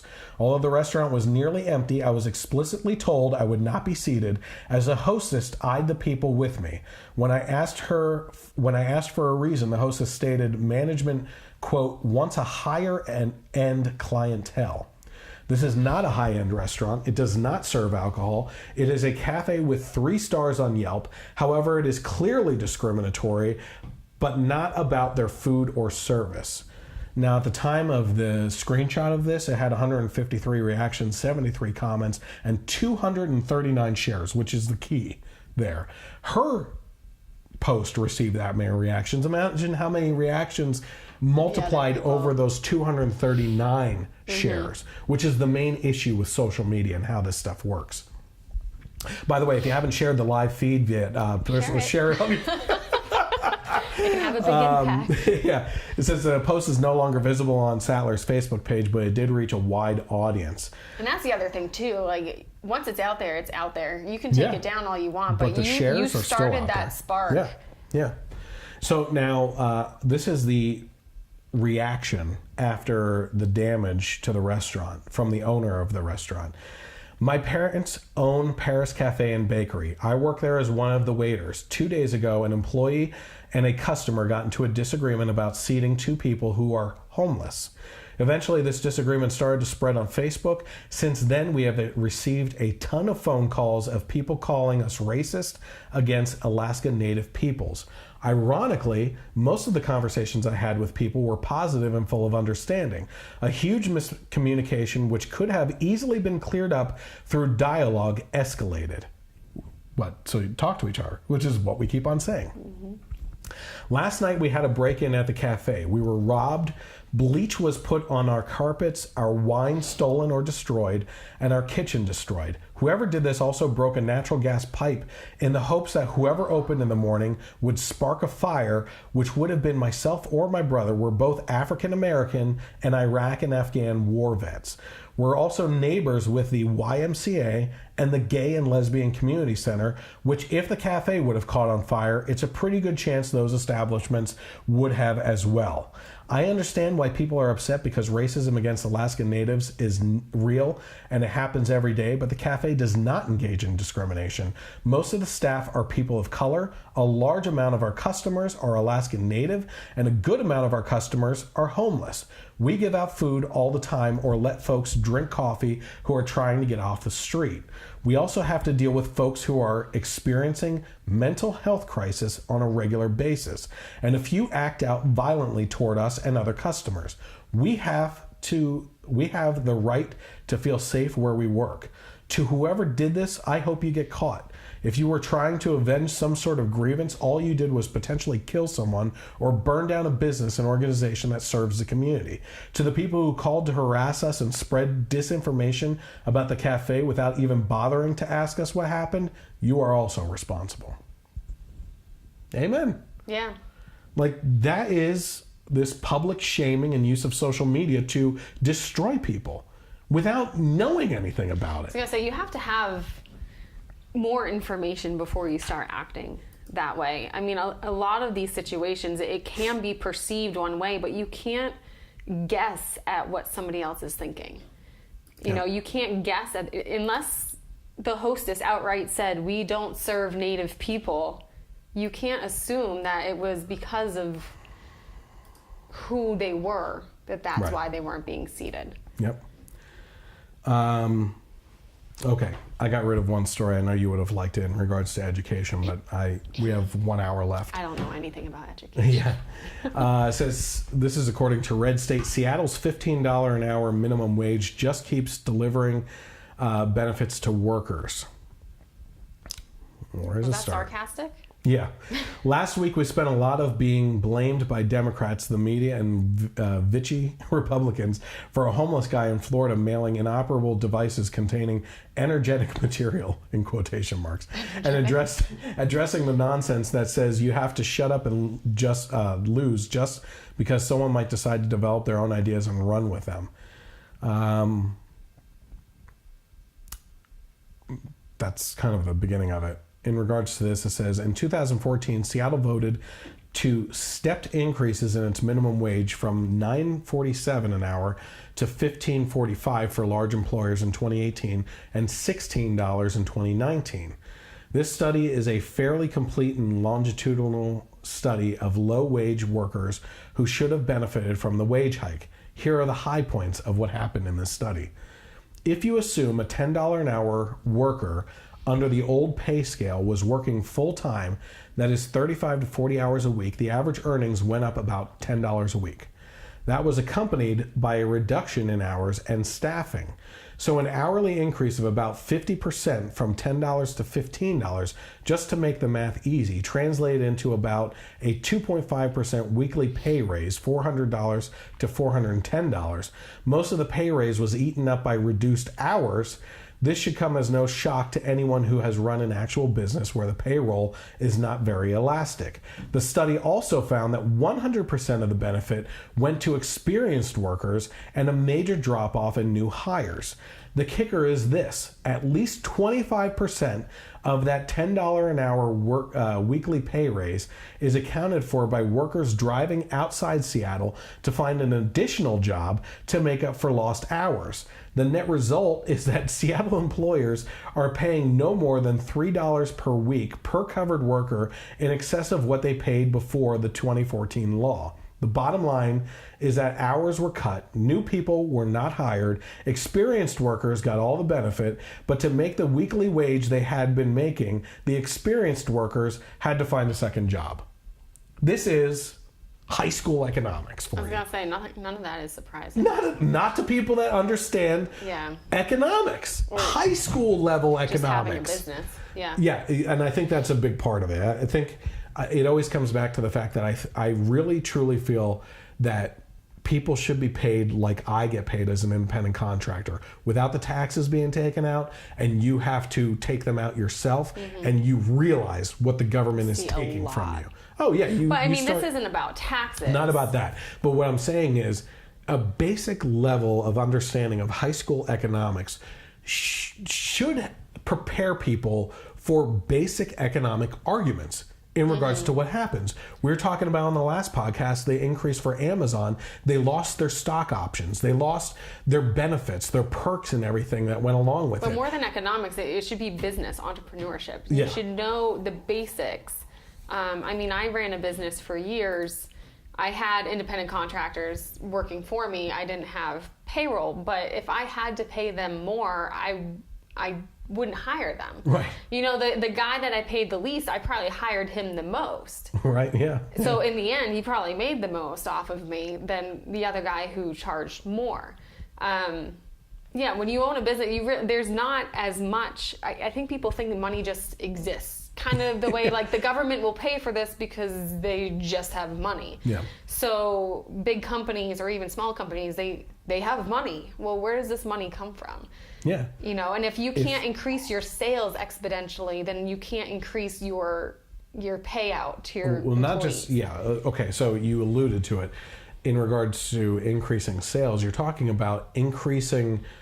Yeah, sales is one aspect of it, or you'd have to increase the cost of the product or service that you're offering in order to make up for that difference. Right. Because it takes a lot of financial planning to run any business, let alone a corporation that is beholden to the stockholders of that. If you're going to increase your expenditures, you have to increase your revenue. Yes. So whether that's by selling more product, which you probably have to spend more on marketing in order to sell more, so that's another expense, or you have to increase your product, the price.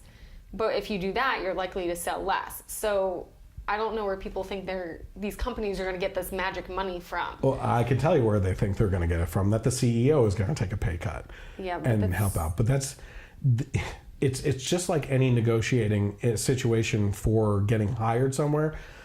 You cut the CEO's pay like involuntarily, like the CEO's like, if the CEO says, if the board decides the CEO is now going to get paid, that CEO is out of there. And I can guarantee you that the reason why he was hired is for his expertise and level of leadership and experience that you had to pay that kind of money to get, you know? So anything less than that, listen, they're making a crap load of money.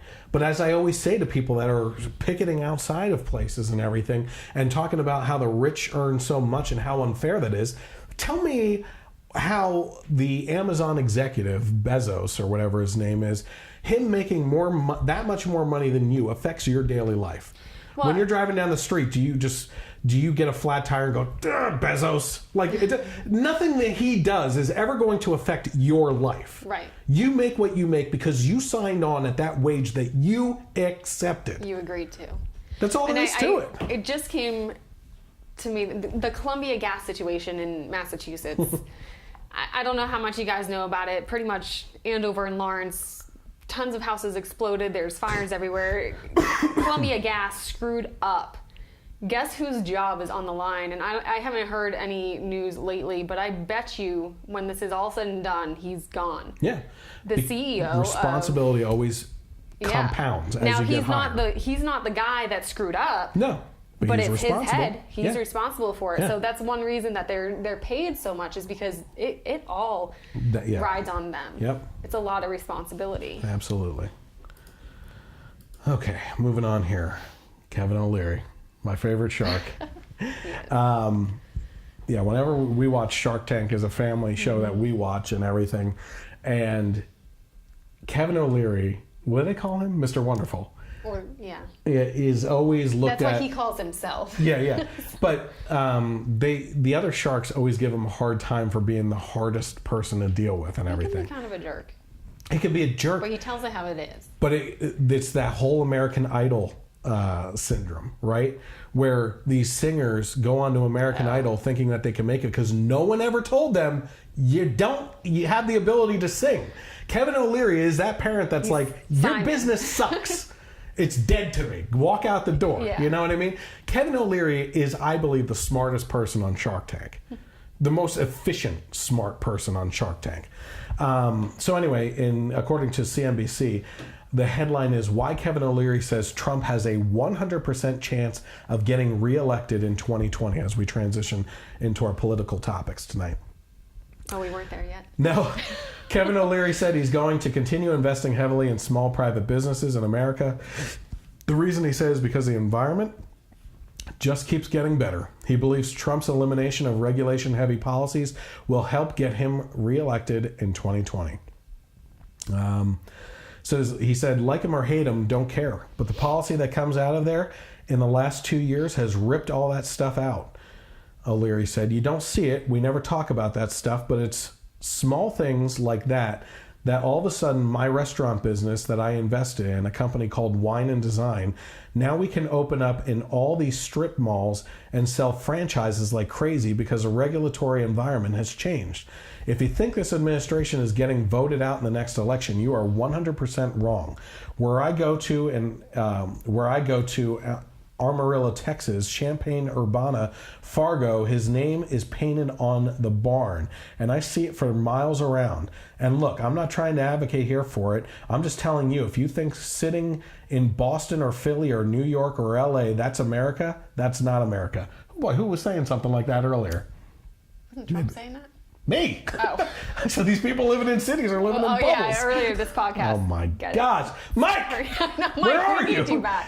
I go to America and they love what's happening. Over the last 10 years in America, over the last 10 years, the America that I grew up in and I started my company in was lost. It was so overregulated and so governed and so punitive for businesses. And the policy, not the administration and not the past president, the policy that administration generated, in my view, was un-American. The frosted glass on the window had to be so many. Oh, he pointed to a restaurant he owned to open in Aspen. The frosted glass on the windows had to be so many yards from the toilet, and the window had to open so many inches. It was complete chaos in the regulatory environment. O'Leary said that the Trump administration has finally, quote, unshackled the small businesses in America. Small businesses are That's what drives America. It's the backbone of America. For crying out loud. This is pulling teeth. He said small businesses. I don't think I'll be asked back next week. He said small businesses will be even happier after feeling the benefits from Trump's tax reform plan. That's a benefit that's yet to come. Amen, O'Leary. He is awesome. I mean, we've noticed a difference. I think his point, love him or hate him, you can't deny the policies. And that's kind of where we were. I didn't vote for Trump, certainly didn't vote for Hillary, because I didn't like him as a person. Yeah. And honestly, I thought he was...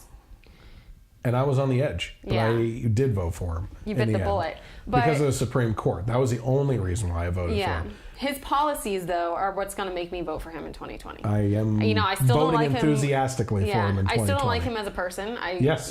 But what he's doing for this country, I think he's kind of like an algae, though. He's growing on me. Like the stupid crap that comes out of his mouth. Now I realize it's to garner a reaction. Yeah. Because listen, the liberals keep on falling for his shenanigans, right? He says these outrageous things, knowing that the reaction is going to be 10 times more outrageous than what he just said. And then he gets to say, I told you the media is crazy. I think he is he's playing a game with them. He's done it from the start. Yeah, and they fall for it every time. Look, the best example, and we're going to talk about this in a little bit, Pocahontas Warren. Pocahontas Warren. She kept on reacting. He's such a jerk. Okay, do the DNA test. Prove us wrong. Do the DNA test. Everybody was hounding her for a DNA test. This dumbest thing she could have done was do the DNA test and fall for his trap. What did she do? She took this freaking DNA test, and what happened? She's 1/1000th of a 24th Indian. I might be more Indian. I heard a rumor that there's somebody way back on my mom's side. I should take a test. I might be more Native American. I actually kind of want to take the test to see what comes out of it. Okay, so I turned my screen here a little bit because I want to ask you a pop quiz, okay? Oh, I don't do I give the pop quizzes. I don't take them. Yeah. Can you see my screen? No, I can't see your screen. Who said this? A tax cut means higher family income and higher business profits. Every businessman can keep a higher percentage of his profits in his cash register or put it to work expanding or improving his business. I feel like that's Biden. No. So wait, a bigger tax cut? A tax cut will benefit businesses. Okay, yeah, never mind. That's definitely not something Biden would say. Was that Trump? No, it was John F. Kennedy. Oh, Kennedy. John But he's a Democrat. Yeah, he's also pro-life, Catholic, and everything else. It's something I keep on telling people lately, which is John F. Kennedy, as a Democrat, would be a Republican, moderate Republican today, and would never stand a chance getting elected in the Democratic Party, yet they still hold him in such high regard as a political hero of a president. True. I know, I'm right. But not always. It's just your opinion. Oh man. Okay, we're gonna talk about this briefly because so if you've been following along with the Facebook page for the Generation Y Conservative, I am the Generation Y Conservative. You've noticed a lack of posting on the mailed bombs, right? Everyone on both sides was talking about it. Yeah, you had the left talking about that Trump is to blame for what's going on out there. How dare Trump not take responsibility? Yes, that he is responsible for this. And then you had the other side saying that the Democrats were doing this to themselves because the midterms are coming up and everything. This is kind of like the whole Kavanaugh versus Ford situation. Okay. There's not enough facts there yet to comment on it. And those that comment on it and assume one way or the other are doing so out of ignorance. But see, the way things are now, facts don't matter. It just what matters is getting your story out first, getting your side out first, because once somebody latches on to this is Trump's fault, then that's all it is. You can't disprove it. And then same thing for the other side. Once somebody latches on to this is a conspiracy, you can't change it.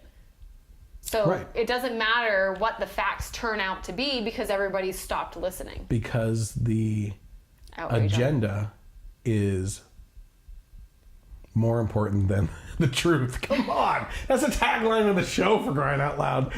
I should watch it more often. The opposite, which is the truth is more important than agenda.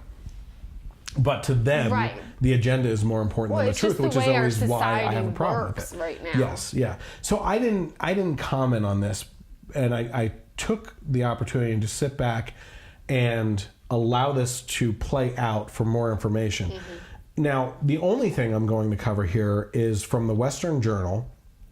It says an ex-bomb disposal officer notices strange characteristics of device sent to CNN. And it's probably the same thing with all the devices. They all seem to be the same. It says a former Navy explosives expert pointed out some characteristics of the explosive devices sent to CNN and current and former Democratic officials, which indicated to him amateurish construction and perhaps an ulterior motive besides causing bodily harm. It says the package was addressed to former CIA Director John Brennan, care of CNN's office in the Time Warner building in Midtown Manhattan. Thomas Sawyer, who according to his LinkedIn profile is a Naval Academy graduate and served as a commander of a Naval Explosive Ordnance Disposal Unit, offered some observations on Twitter about the device. Number one, proper pipe bombs don't have wires connected to both ends. That's dumb. Okay. Am I missing two? No, two's here, is it? No, that's four. Okay, so here it says, Sawyer next pointed to the timer and saying that an experienced bomb maker would have placed it inside the pipe. That thing just looks silly, or is just silly looking. It's a cartoon bomb, is what it is. Concerning the appearance of the device itself, he concluded, bottom line, whoever made that wanted it to be painfully obvious to anyone and everyone that it's a bomb. Sawyer then offered that hoax devices are far more common than real ones, in which case we should ask ourselves what the motives of the bomber are and who benefits. Go ahead and think deeply and critically, he said. So here's the thing. Here's something else that was noticed as well. Let me see if I can bring up this picture for you. You can't really see it. Notice anything off about the postage stamps there? No stamps on it. A postage stamp, right? Like the ink stamp. Yeah. That shows that it went through the post office. Yeah. Postmark. Yeah.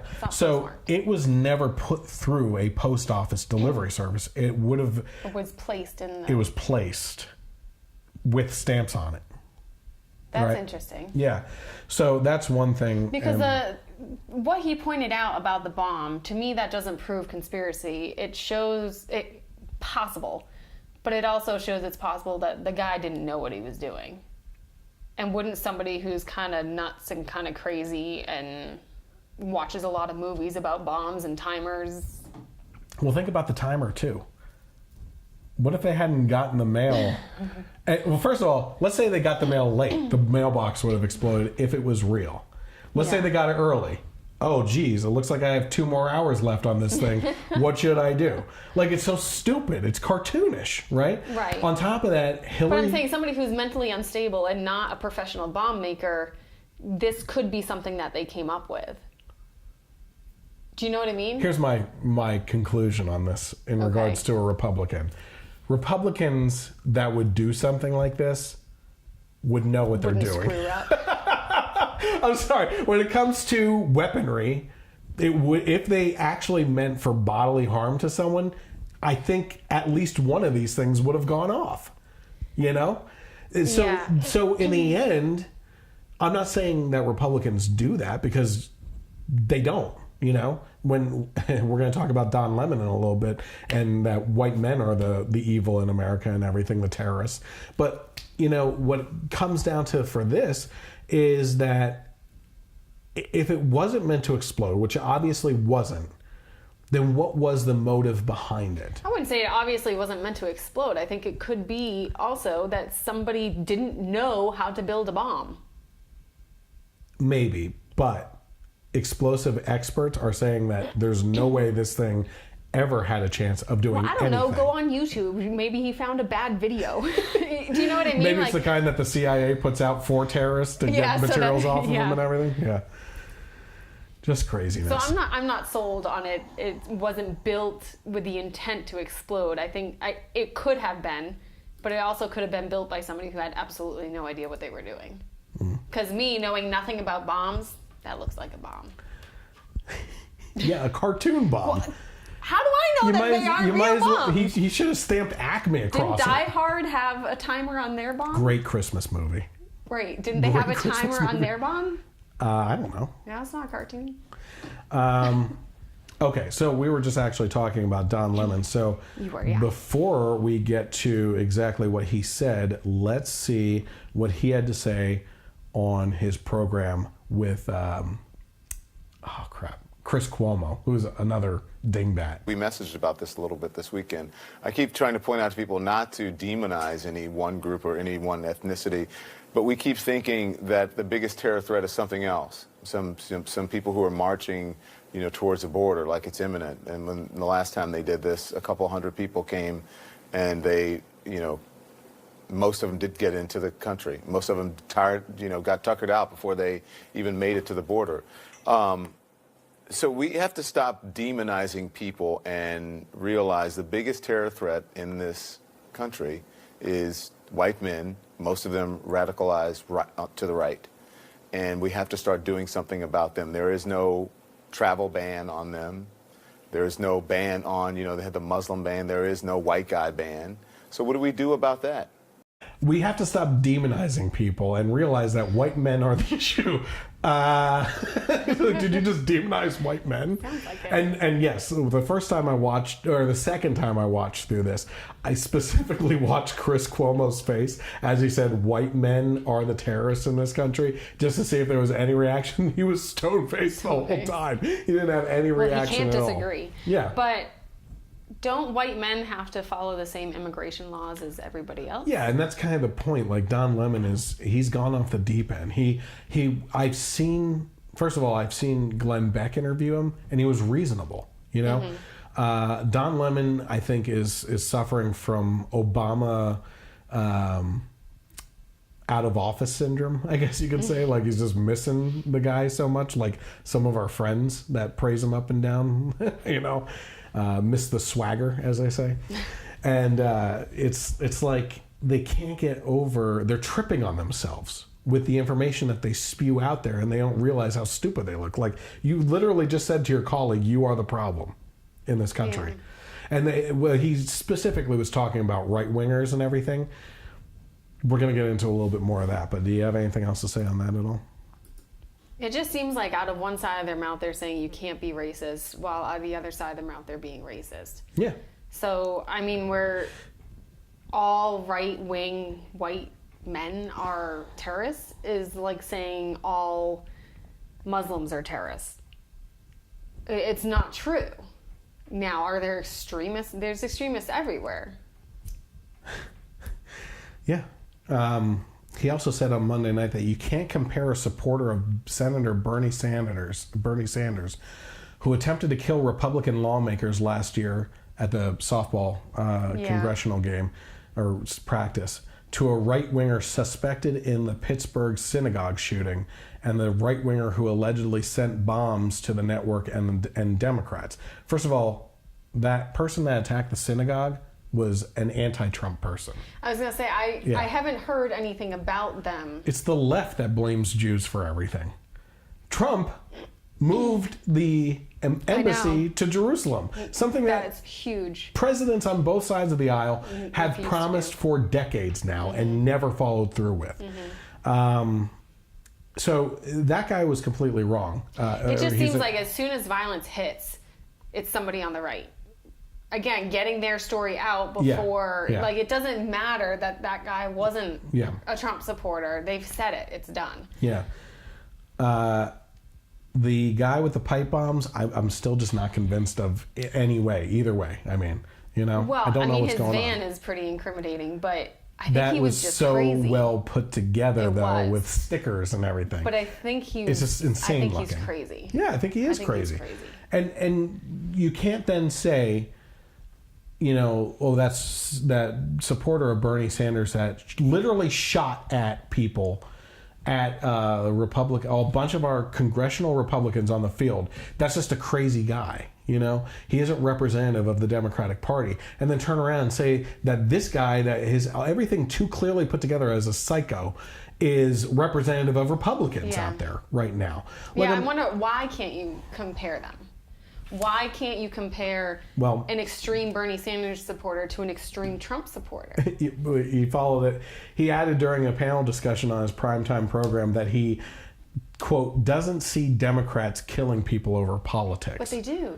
That is exactly what they're... Like, Scalise tweeted that quote with big eyes because he was almost killed. He was in the hospital with major injuries, and that guy continued shooting for like 7 to 10 minutes or 15 minutes or something like that without the DC police showing up to stop it, and could have wiped out about 40% of our congressional leadership. He wasn't a good shot.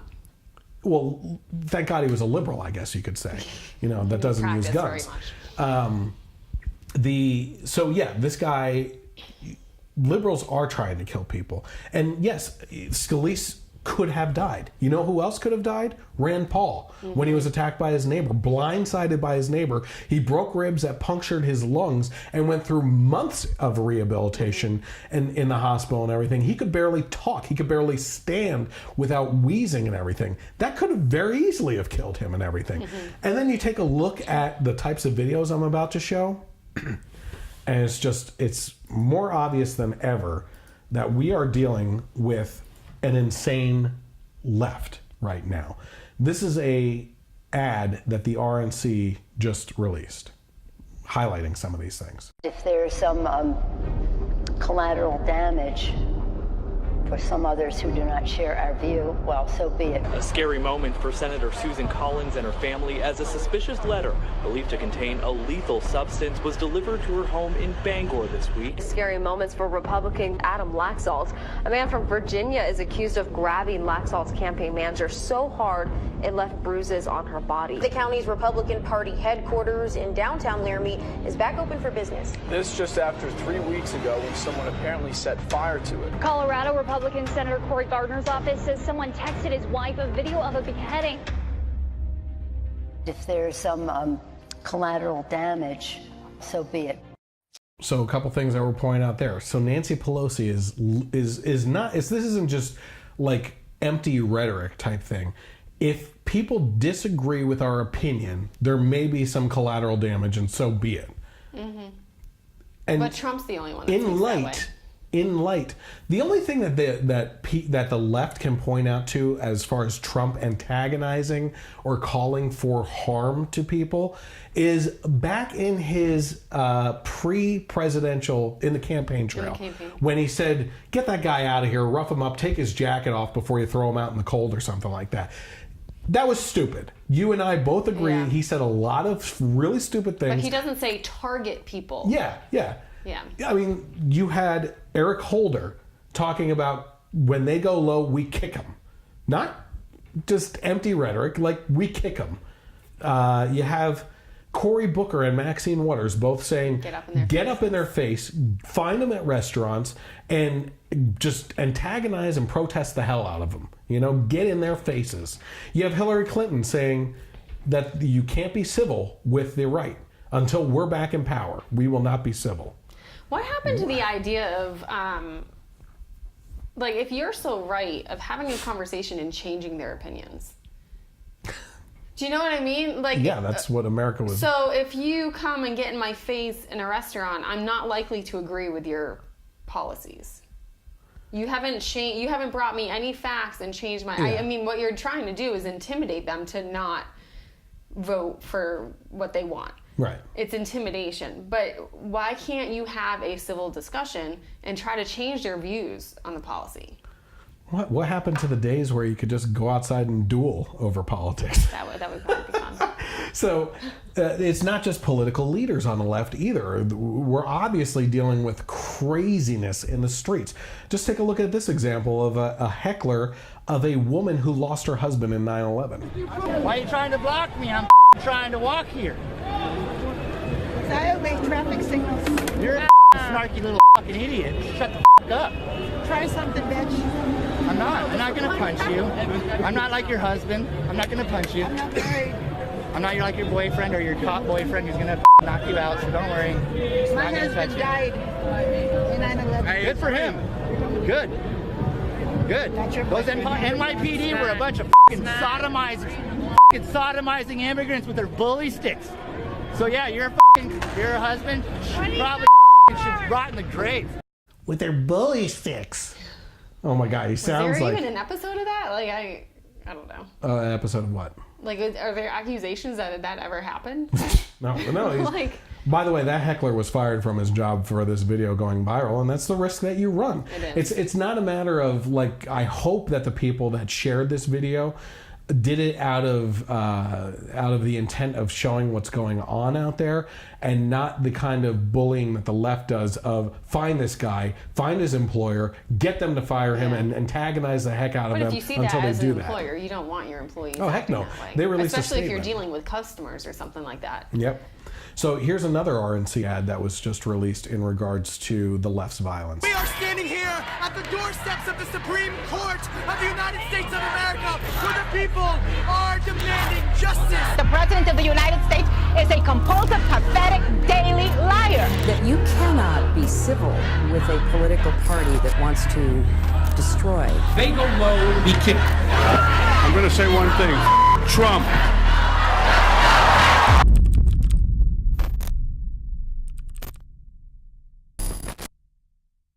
Yeah, we can go back a couple, like last year or something like that, when Kathy Griffin held up a decapitated head of Trump full of blood and everything, and she plays the victim card for getting heat over that. You have Robert De Niro standing on stage saying F Trump 2 times, F Trump, and all this other stuff. I forget exactly what he said. You have Hillary Clinton again talking about not being civil until they're back in power and everything. You have Antifa out in the streets literally beating the hell out of people for a different opinion and everything. That's why I get frustrated when things are posted and then you see liberals on Facebook talking about, well, the right did it, so we're going lower.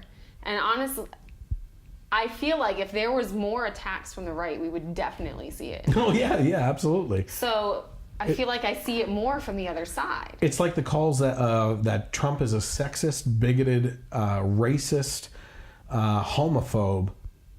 Give me his quotes. Show me his actions. Show me what he's done. Well, the most racist thing that he's done is controlling the border which isn't a racism thing. There's people that come from other countries through Mexico, from across the ocean, that go through Mexico to come into our country illegally because it's an open pour into our country.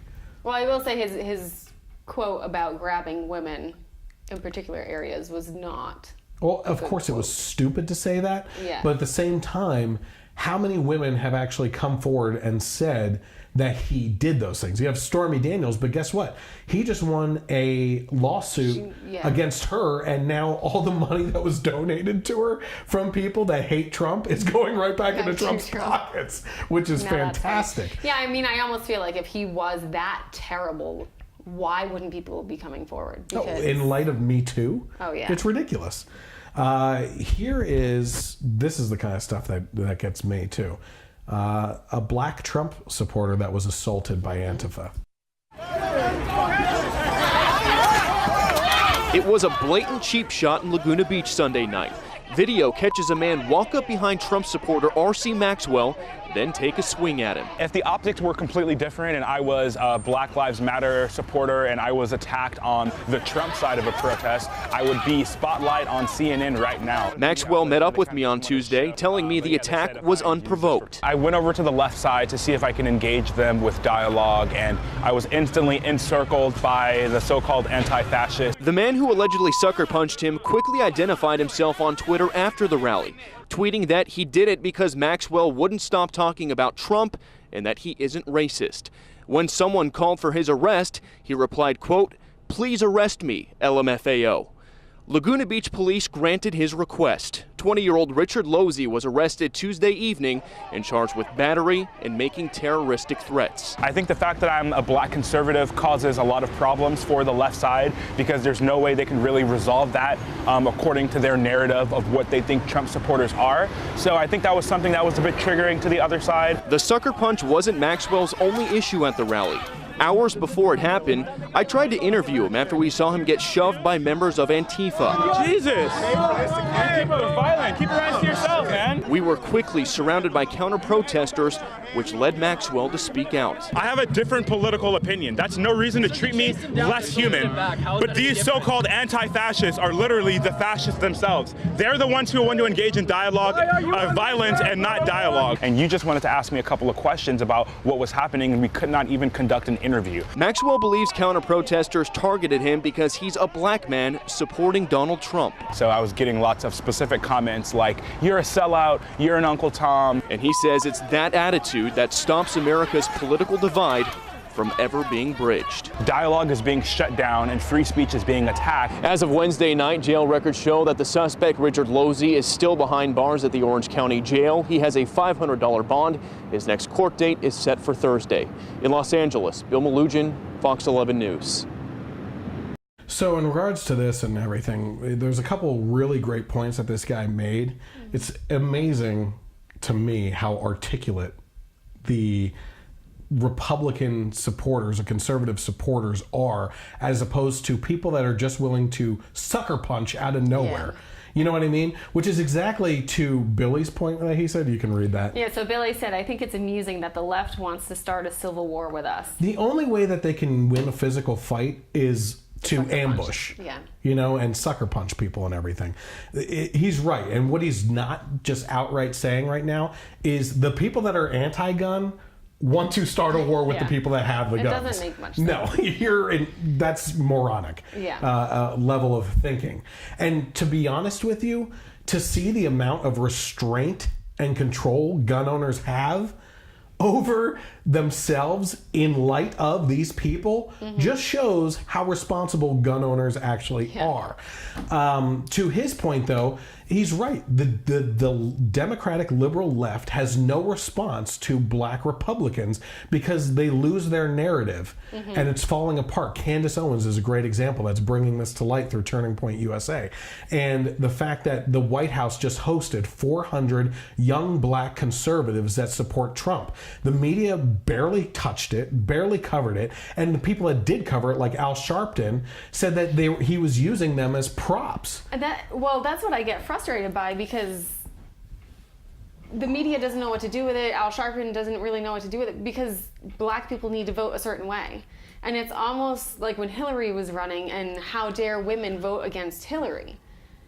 Like, are we not allowed to have our own points of view? Are people of different races not allowed to have their points of view? Or are they a part of a certain group so they have to vote a certain way? Yeah, I mean, that's frustrating. To me, it's always been for the black vote for Democrats. It's said that statistically speaking, if the black vote it's at 90%. 90% of the black community votes Democrat, right? If that were to drop to 70%, the Democratic Party would be over, just with the black community dropping by 20%, still well over the 50% mark, right? That the Democratic Party would not be able to be elected again. That's amazing to me, right?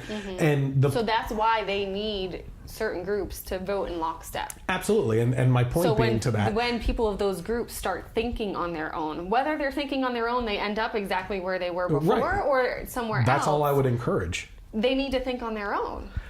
Everybody. In our educational system, we have moved away from teaching people how to think and moved them toward just repeat what I say and you will get okay on the test. So I will tell you what to think as opposed to here's how to think and approach these subjects.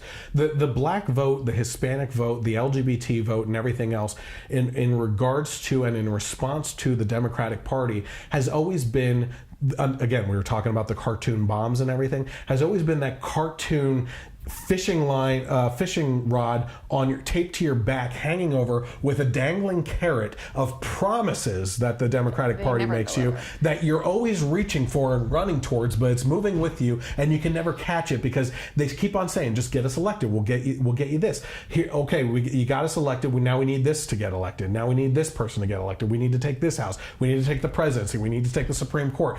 We couldn't do it even with all the power and everything because the Republicans somehow miraculously came up with some roadblock or something. We need you to keep on voting for us, and they don't deliver on anything, and the things that they do deliver on have destroyed the black community and families within the black community. It's outrageous that they are unable to see that the worst off communities and cities in America are democratically run for decades upon decades, and that the black families have been destroyed by democratic policies and organizations like Planned Parenthood moving into the centers of those communities and encouraging them to abort their own people. That's by design. That is not coincidental. Yeah, I mean, that was the outright goal of Planned Parenthood from the beginning, which is disgusting of its own. Billy says it's closer to 20% with Trump currently. Yeah, I know. I'm sorry. So Trump, Billy's right that the black vote has shot up. It's astounding to me that Trump has been able to accomplish. Look, Billy knows of all people. I had heated conversations with him on the phone during the campaign trail. Oh, I know. Versus, Trump versus Cruz and everything. I've heard him, And it's like I said the last time. He's going to smile at this. He was always saying God put Trump into this spot in history to get things done. And I'm like, do not talk about Trump being the hand of God in a case. Well, God can use anybody. And you're right on that, and I have changed my mind, and I think that Ted Cruz or anyone else, Rand Paul even, would not be able to get things done in the politically charged environment that we live in today. And I do believe that God has had a hand in Trump being placed to actually push through red tape scenarios in the society and actually get things done. And it hurts me to say that because I was wrong. I wasn't totally right. I don't hear that a lot. No, I wasn't totally right. No, I believe I was wrong. Okay. I was, and I have to take a step back and observe that and acknowledge it, and also reevaluate the way that we do things, because it's not right for us to give up on our morals and values as Christians on how you're supposed to treat other people, which he does a horrible job of. And because you don't want to fall, and this is a message to Trump supporters, you don't want to fall trap to the mentality that the left took with Clinton. Okay. Like you can ignore all the bad. Yeah. As long as he's doing his what you personal life, he's getting blowjobs in the Oval Office and shoving cigars where they're not supposed to be and everything. But that's his personal life. He's getting things done that we like getting done, so we can ignore that stuff. Well, the Republican Party is supposed to be built on morals, values, and principles that are the pillars of the kinds of policies that we put forward that are based in Judeo-Christian values and other things. And that's why the Republicans fall the hardest when they get caught cheating on their wives or playing footsie in the bathroom stalls and everything, because they fall victim to being hypocritical, whereas a person like Bill Clinton can say, well, I never said that marriage is a sacred thing or anything, and you know, I'm not saying that, so, you know, whatever. And the left can say, yeah, he never touted marriage as being something that's not open to other relationships and everything. So we fall the hardest when we screw up. And everyone's sinners, you know, it happens, but we can't fall into that mentality of, well, let's let his personal crap that dribbles out of his mouth go because he's getting so many good things done. No, we need to hold accountable, hold all of our politicians' feet to the fire and say, listen, we don't like the way that you're talking about certain things, but keep on trucking ahead with the types of policies that you're doing, because it is making America great again, right? So, I mean, that's the trap that people can fall into, is there's a lot of hypocrisy on both sides. Right. Absolutely. Okay, let's take a look at another insane individual from the left. I would watch. Be careful. If you guys shoot me over that, that would be great. That would be really, like, you know, appropriate response. That would be. You know, I have bought 100 of these. I'm about to put more out. Cool. All right. Well, I'll feel better about them.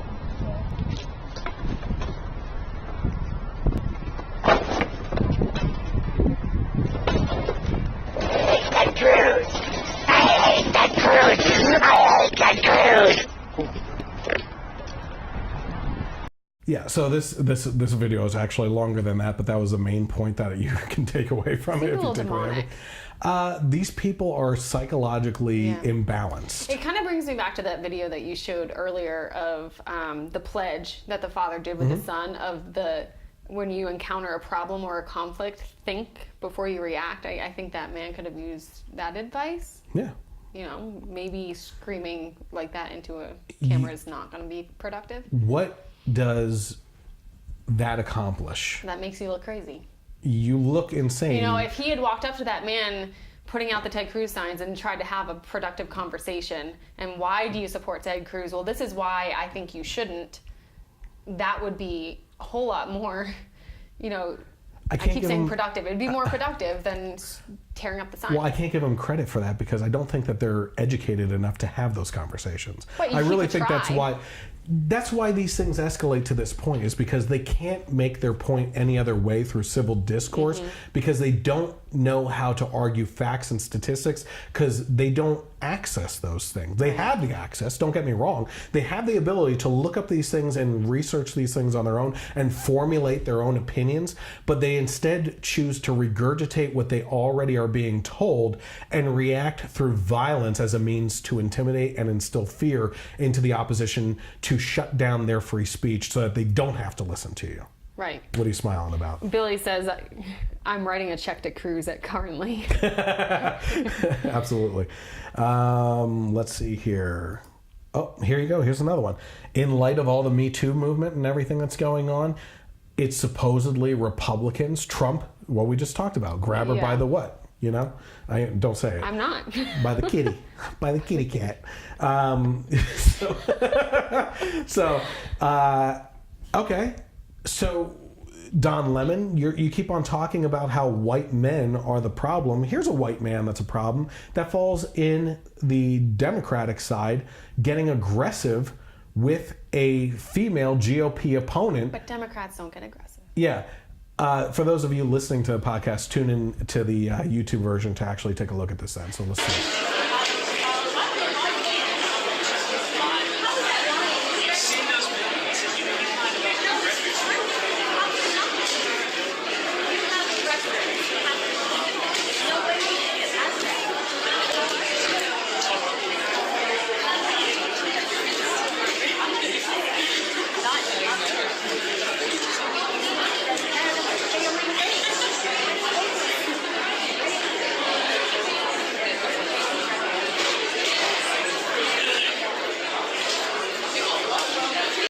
Okay, so this guy, so the conversation is out there. You can actually read about that conversation on multiple news sites.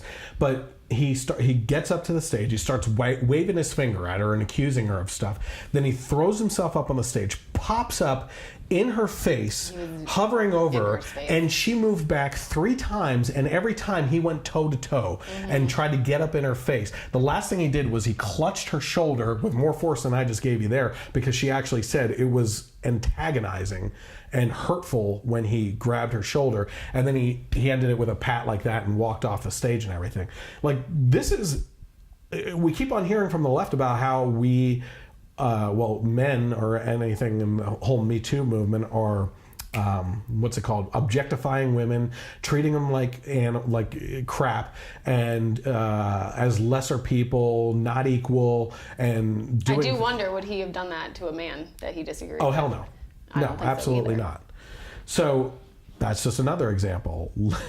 So, Don Lemon, he's obviously smoking some crazy stuff at I don't know if it's legal in some places. Yeah, but he just keeps on. They keep on shooting themselves in the foot as the media, trying to push this narrative that it's the right that has lost their mind, and that we are the ones doing all these things. Here you go though. A professor at a college, University of Mississippi, is under fire after encouraging harassment of senators in restaurants in a Twitter post, and even adding, "Put your whole damn fingers in their salads." His post actually said, "Don't just interrupt a senator's meal, y'all. Put your whole damn fingers in their salad. Take their apps and distribute them to other diners. Bring boxes and take their food home with you on the way out. They don't deserve your civility." So this is why I don't want to send my kids to college. I would be very hesitant to eat out if I held a public office. We are not supposed to be that kind of society. You can't. How are you going to get good people on either side into office if they know they're going to be dealing with this crap? That's true. And it's a whole reap what you sow thing. The whole way that I keep on going back to Kavanaugh, the way they treated Kavanaugh after the right voted unanimously to confirm Sotomayor and Kagan, despite them being extremely radical left, and at least one of those justices votes on emotion, not the Constitution, and they admit that. The fact that we voted them in and they gave such a hard time to Kavanaugh with no evidence, and the one person, I'm gonna state this right now, I think Trump will run in 2020, whether he wins or not. I personally think he will, based if we keep on with the trajectory that we're doing. The next person that will be the Republican president is going to be Ben Sasse, the Nebraska senator, because I think even the left trusts him. He's a civil guy. He has a calm demeanor, and he's likable, right? Ben Sasse has come out after the Kavanaugh situation and said, what you saw is just the beginning. More information was given to us after Justice Kavanaugh was confirmed, and her story, Ford's, falls apart. He said, I can understand why people believed her and everything. More evidence has come to light and her story falls apart, right? If they can do that to Kavanaugh, they have set a precedent for how Republicans are going to treat them when they try to appoint the next justice. They shouldn't, but you have declared war because of your hate for Trump. Now you're going to take it out on whoever you can to spite him, right? And in this case here, that is the mentality that goes into, you can't get good people. Representative Lindsey Graham, or Senator Lindsey Graham, said that during the Kavanaugh hearing. He's like, you are stopping good people from ever wanting to get into these types of positions in the future. Yeah. I can't believe how my relationship with Lindsey Graham has had the same trajectory as Trump, where I have just found You were not a fan. I like Trump 2.0. I like Lindsey Graham 2.0. I think it's because, like I said, he lost his McCain batteries. Yeah. That he's gone into that. So now we have professors in colleges that are doing this. Oh, this is good. A Democratic congressional candidate in Pennsylvania debating in a synagogue with his GOP opponent before an audience to use language you don't often hear in a religious setting, telling his opponent to F off. Scott Wallace, running against a GOP rep Brian Fitzpatrick, shocked the audience at a congressional Tifereth Israel in Bensalem, Pennsylvania, as the two candidates stood on the platform normally used for reading the Torah. Fitzpatrick told WBCB, ironically, there was a later question about the need for civility in politics. Well, a good start is to not use vulgarities in the sanctuary of a synagogue in the middle of a congressional debate. WBCB reported in addition to Fitzpatrick, people in the synagogue and the moderator took exception with Wallace's obscenity. You'll have to ask Scott Wallace what his motivations were. My sense is he was frustrated because I was cross-examining him on the ad he's running, which is a false ad based on my position on pre-existing conditions. I was asking him a series of questions on what bill he was referring to, had he read it, and he came out with this expletive. Okay, so the left takes no issue with, in a synagogue, probably a church, or what's the Muslim one? Mosque. Throwing out obscenities in front of a religious group and everything. Yeah, he doesn't care. Exactly. But this is another example of civility and everything. I think it just, when you're so emotionally charged instead of focused on the facts, yes, that's where you make that switch so quick. So all this to say, Don Lemon is blaming the right for violence, and yet all we're seeing is violence from the left that the media refuses to focus on. But what does the left media focus on? Well, here's a good example of something that they're focusing on.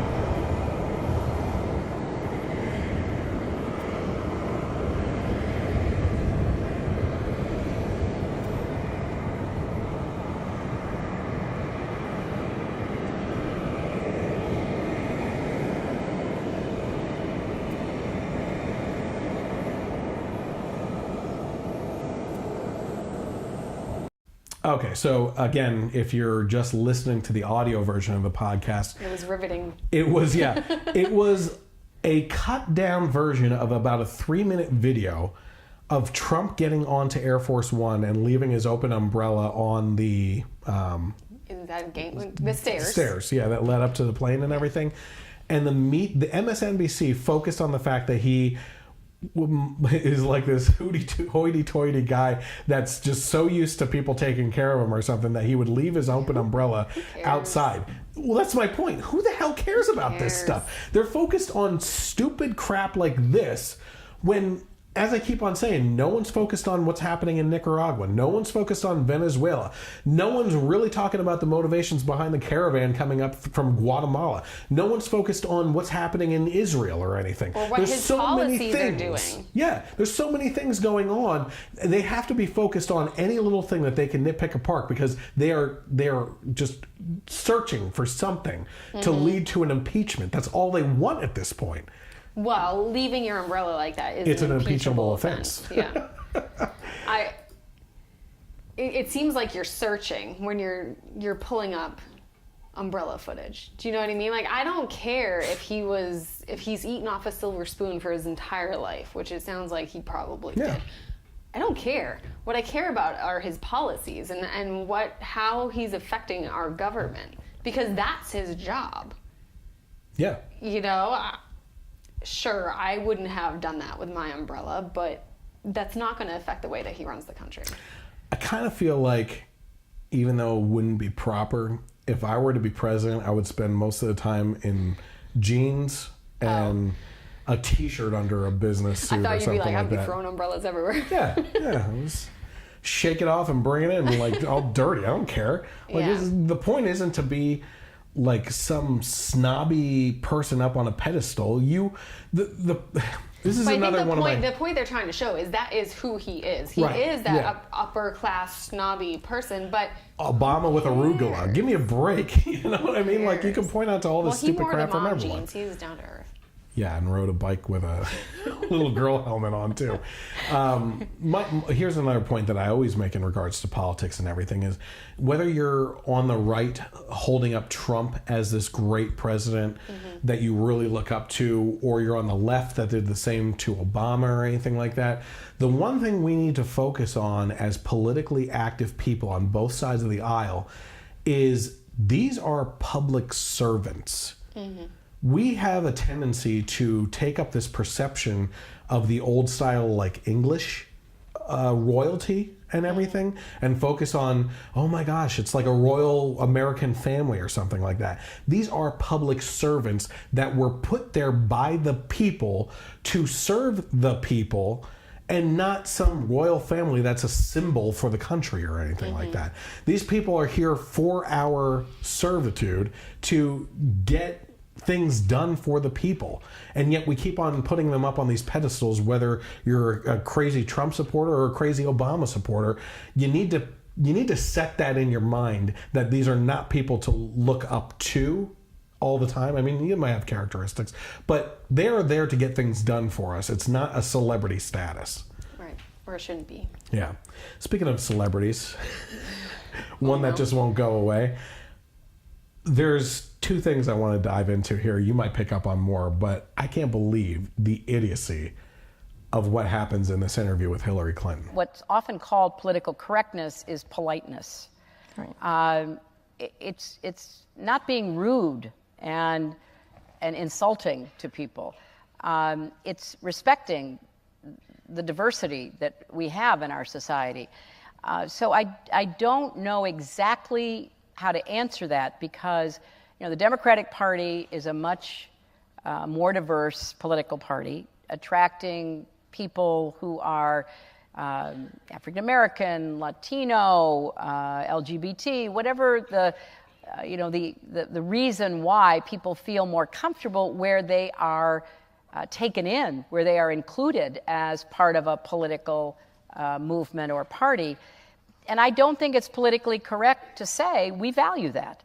And I don't want to go around insulting people. I don't want to paint with a broad brush. Every immigrant is this, every African American is that, every other person with different religious beliefs or whatever.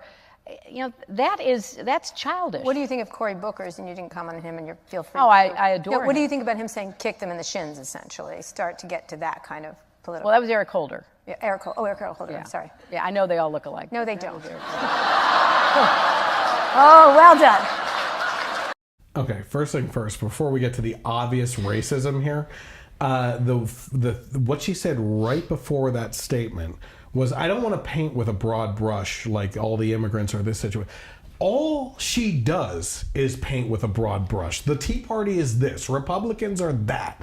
Like, that's all the left does. I don't want to paint with a broad brush, but when we just saw the video, when a black guy supports Trump, then he's a sellout. Oh, a great point. I wanted to go back to that. We just got done last week, or the other week, seeing a video of Don Lemon again in regards to that, talking about Kanye West, and his guest said, this is what happens when Negroes don't read, and the other one says, we're giving him up in the racial draft, and that he's it's like they say the most racist things, which leads into this, that they're allowed to get away with because, well, we support the black community as long as they go along with what we're saying, you know? And in this case here, like, she just said that stone face, well, they all look alike. Right. And yes, I'm sure she probably was joking, but the way that this is exactly what we're talking about with the press all the time being lapdogs. The interviewer was like, oh, good one. Like, just trying to throw her a life preserver. Like, that was a joke. That was a joke, Hillary, Well, it's ridiculous. Imagine if Trump had made that comment. He would have been impeached so fast. Oh my goodness. You wouldn't have even seen a hearing. Yeah. Right? And that's the kind of crazy crap that the left is allowed to get away with in the most hypocritical of situations. Yeah. We'll keep going. So, this is going back to Elizabeth Warren here. She finally admits, I am not a citizen of any tribal nation. This is according to Daily Wire. Senator Elizabeth Warren, the Massachusetts Democrat who for decades claimed she was Native American, has finally come out and said what we've all known for ages: she's no Indian. I am not a citizen of any tribal nation. Only tribes determine tribal citizenship. It's not done by DNA. I've put out 10 years of taxes. I've put out my hiring records, all the papers that anybody could find. I put out my family history. Shoot, I even took a DNA test. It's there. I am an open book. Speaking of books, her cookbook that she released on Native American recipes was called Pow Wow Chow. Nuh-uh. And it was Did actually she really do that? And it was actually What? it wasn't family recipes. It was recipes copied from a chef over in France, and he found out about it and filed something against her How for are that. French recipes Native American recipes though? That's funny because you would think Do they have corn you in think it? the giveaway would have been some of the ingredients being mayonnaise. Yeah. Warren listed herself as Native American in the Association of American Law School directory, and according to the Boston Globe, she had her ethnicity changed from white to Native American at the University of Pennsylvania Law School. Man, we both have ties to this moron. Where she taught from 1987 to 1995, and at Harvard University Law School, where she was a tenured faculty member starting in 1995. Getting to the point here, in her DNA test that she finally took in response to Trump, he actually got her to do it, which is my point about liberals falling for his shenanigans. It was determined that she might have a Native American family member or from Central and South America from 6 to 10 generations ago that would make her somewhere between 1/64th to 1/1000th of the 24th Native American, or 98.5% to 99.9% white. But it's that 0.1%. Yeah. My favorite meme out there right now is just the close-up of a mosquito on someone's arm, and it says, and just like that, Elizabeth Warren was no longer Native American. So you have that. So obviously she has been like doing wheels, just trying to come back and use these things. The tribal nation, what did she claim to be? Was it Cherokee? The Cherokee Nation leader actually came out and said this is disgraceful that she ever was saying this type of thing. But now she's saying, well, I never said I was a citizen of that tribe. Yeah. That's pretty spot on. Yeah, exactly. It's this whole victim mentality mixed in with Elizabeth Warren and what she was doing. And she has turned this around to her being the victim of Trump bullying and everything. And she just falls apart. I find it fascinating that she has a possible chance of being the Democratic nominee for president. I would hope that there's enough sane people in the country to actually do some research into how batcrap crazy this woman actually is. Do you have something? No. From the comments?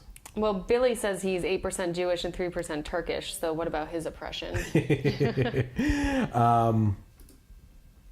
Oh, man. Let's see here. How are we doing on time? We're not going to be able to watch this guy. Go on to my Generation Y conservative page to see the left-wing reporter and why the left is losing and promoting incivility. That kind of goes along with this whole discussion. That's a 7-minute video. I looked to cut it down today, and it needed to be heard in whole. It was just spot on from this guy who's obviously a liberal that just berates the left for their incivility and what they're trying to do. Here's a good one. Here's a candidate I would gladly vote for. So Joe Biden has said that he believes Republicans don't want black people to vote. Well, I'm a Republican. I want black people to vote. In fact, I want everyone to vote who's eligible to vote. I believe that a voteless people is a hopeless people. Truth is, the Democratic business model is reliant upon keeping black folks dependent on the government. Countless people have died for our right to think and to vote for ourselves, yet Democratic leadership asks us to outsource our voice on a straight-ticket ballot to a godless party that neither represents our values nor our economic best interests. We've marched from Selma to New York. We've rebelled from Watts to Detroit, and ain't nothing changed in 50 years. The Democratic Party leadership cares more about the black vote than the black people, and it's time to wake up. It doesn't have to be this way. We can have a seat at both tables, and we can elevate our people together. John James for Senate, a Michigan son, an American patriot. I'm John James, and I approve this message. I think he's right. I believe that Candace Owens, Kanye West, for as crazy as some of the stuff is that he says, and all these black voices in the community are showing. And like Billy said, it's up to 20% of the vote in the black community is showing a cultural shift in the black community, that there's an awakening happening in America right now. And I think he said it best. They care more about the black vote than the black people. That, you know, he just made so many good points there. I can't go back to them all, but It's no, amazing. I think that was a great ad. Yeah, it was a perfect ad. Billy says, great show. Thanks for keeping me awake. Okay, so that was John James. It looks like he's running in Michigan, was it, or something like that? So if you're in Michigan. Yeah, vote for John James immediately. I think you have to wait until next week. No, there's early voting. Oh, yeah. Okay, so we're going to end this with Trump talk. There's 4 things that we're going to focus on with Trump. It's quick little things that kind of rapid fire and everything.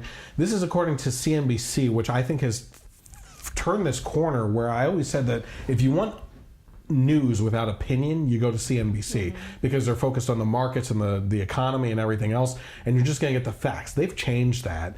And I'm seeing things anti-Trump all the time now. And maybe there are opinion pieces on CNBC that are posted on Facebook. But there are times when they focus on things that do work in favor because they're just reporting the facts. And those facts do work in favor of the Trump administration. So this is according to an economy article. It says, this chart shows how everything has changed since Trump became president. In regards to unemployment, non-farm employees, the change is an increased 4.4%. Unemployment rate has dropped by 1.2% to the lowest ever. Labor participation rate is up by 0.1%. Average hourly earnings are up by 5%. Consumer confidence is up by 37%. Small business optimism up 13% for good reason, as we've been talking about earlier. Manufacturing confidence up 8%. Corporate tax rate was huge. That was one of the biggest things that he did. Cut from 35% to 21%. That's actually a good thing. It gives the opportunity for businesses to invest back into their own companies and their people. Budget deficit up 0.7%. Okay, that's a bad thing. Federal debt up 9%. That's a bad thing too. All right. Assets held by the federal government down 6%. So that's good.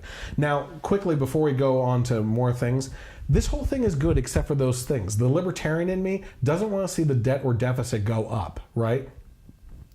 We don't want to see deficit, debt. Yes. Okay. Those are the 2 things. Libertarians are they hound the government about. That's what Rand Paul is all about, is getting things under control, setting up a budget and everything, which they're unable to do at any point in time. The libertarian in me is pissed off that he keeps on increasing this stuff. Yeah.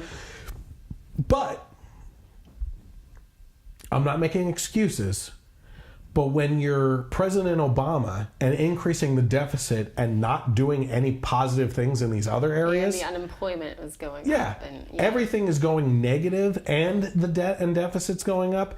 Listen, I don't know. We'll see how this plays out. I have basic economics. I'm talking about high school level stuff that I think clearly people can see what's going on in the economy. If you have half a brain and actually paid any attention in high school with economics, you would vote Republican. I'm sorry, it's just the way it is. We'll see how things play out, but I kind of feel like because of the other changes in this chart, that debt and deficit may be up now, but because of more labor participation and lower unemployment and everything, may start to whittle away in the long run. We need to see what the long run numbers are. Again, I'm not making excuses, but this is how economics plays out, and we need to see how that goes. As far as the markets are concerned, S&P 500 up 32%, S&P EPS up 20%, the NASDAQ 100 up 48%. The federal funds rate 187 boost there, and the 10-year Treasury yields got 121 boost. I don't know exactly what the thing was. Going back to CNBC, this is kind of like one of those headlines that kind of beats them over the head a little bit with things for no reason, Trump repeats his dubious pledge to introduce a 10% middle-class tax cut before the midterm elections. So could you have said this headline without the word dubious? Okay. Trump repeats his pledge to introduce a 10% middle-class tax cut before the midterm elections. Take from that what you will. Free thinker. Think about where you fall on that. Yeah. Is that good or is it bad? Instead, they're putting it in your head. It's a dubious thing at this point. Well, Is he pandering for the midterm vote and everything like that? Probably. But you know what? The main complaint from the left lately has been, well, yeah, all the tax cuts that went into effect helped the rich, the top 1% to 10% and everything, that didn't do anything for the middle class. Well, again, taking basic high school economics, the top 1% that get more money, invest that into the economy more, whether they buy more consumer crap that has to be built and everything by the middle class. They stimulate the economy. They're the main people that stimulate the economy. Well, that's what I was thinking about when you pointed out that the corporate tax rate went down. So we discussed, was it Seattle that did the $15 minimum wage? So the $15 minimum wage did not ultimately increase somebody's income. Right. But so we're talking about, where does the money come from? It has to come from somewhere. Well, when you cut the corporate tax rate, then those companies have more money. You know what they can do with that money? They can raise some of the salaries. To go off of that point too, I think this is the first time in history that, at least I can remember, and I don't think it was shown before, and I keep on saying this, Obama keeps on trying to take credit for the good economy now, that his changes caused this effect under the Trump presidency. I'm sorry, but this is the first time in history that once those tax cuts were put in place for corporations came out and said, because we got these tax cuts, we are giving bonuses to the whole company, we are increasing benefits, we're increasing pay. Like, they came out and said, there's a whole list of these companies that are continuing to be added to this list of corporations that outwardly say, if not for the Trump tax cuts, we would not be doing these beneficial things to our middle class working families that work in our corporations. You just don't hear that. Right. You know? And it makes sense, because now they have more money. Yeah. So what are they going to do with it? They invest it back in. I mean, if you want good employees, you're going to pay them better. So suddenly you have this tax cut, you have more revenue. You want better labor. Let's invest it into our labor. Yeah. So to my point to that being, the left is constantly complaining about the tax cuts only benefiting the rich when there is trickle-down economics. They don't like to say that, but they like to rail against it and everything. But it's a very surface level analysis of what happens. Like, they see that the rich benefited, and they're like, okay, it ends there. I don't need to look any further. The rich benefited, so that's all I care about. They don't look further into, okay, what are they doing with that money, and how's it affecting the employees below them and everything. But to that point, okay, let's say that it did just benefit the rich. Let's give them that little win in the argument, even though it's not true, right? He's coming out saying now, I'm going to give a 10% tax cut to the middle class. Like, what are they going to say now? Like, you can't keep on arguing against this guy when he keeps on doing things for the different classes of people. He's cutting taxes. How is he going to pay for that deficit?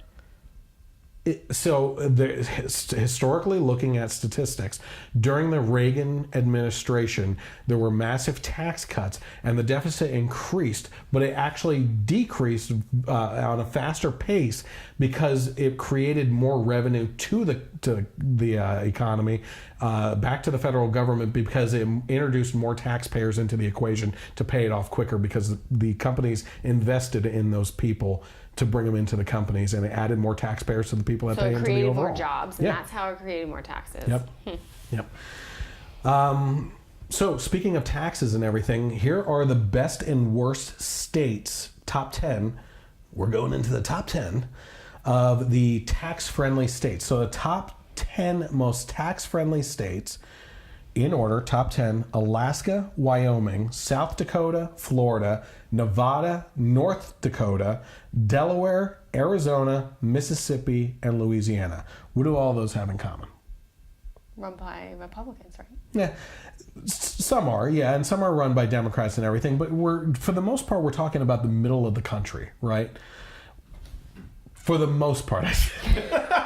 But the point being, what I was talking about earlier, those big cities that if we were to do away with the Electoral College and go with the popular vote, you're basically leaving the vote to big the big cities on the east and west coast, and there's no point in anyone in the middle of the country even attempting to vote anymore because they have no say, because those are the major population centers.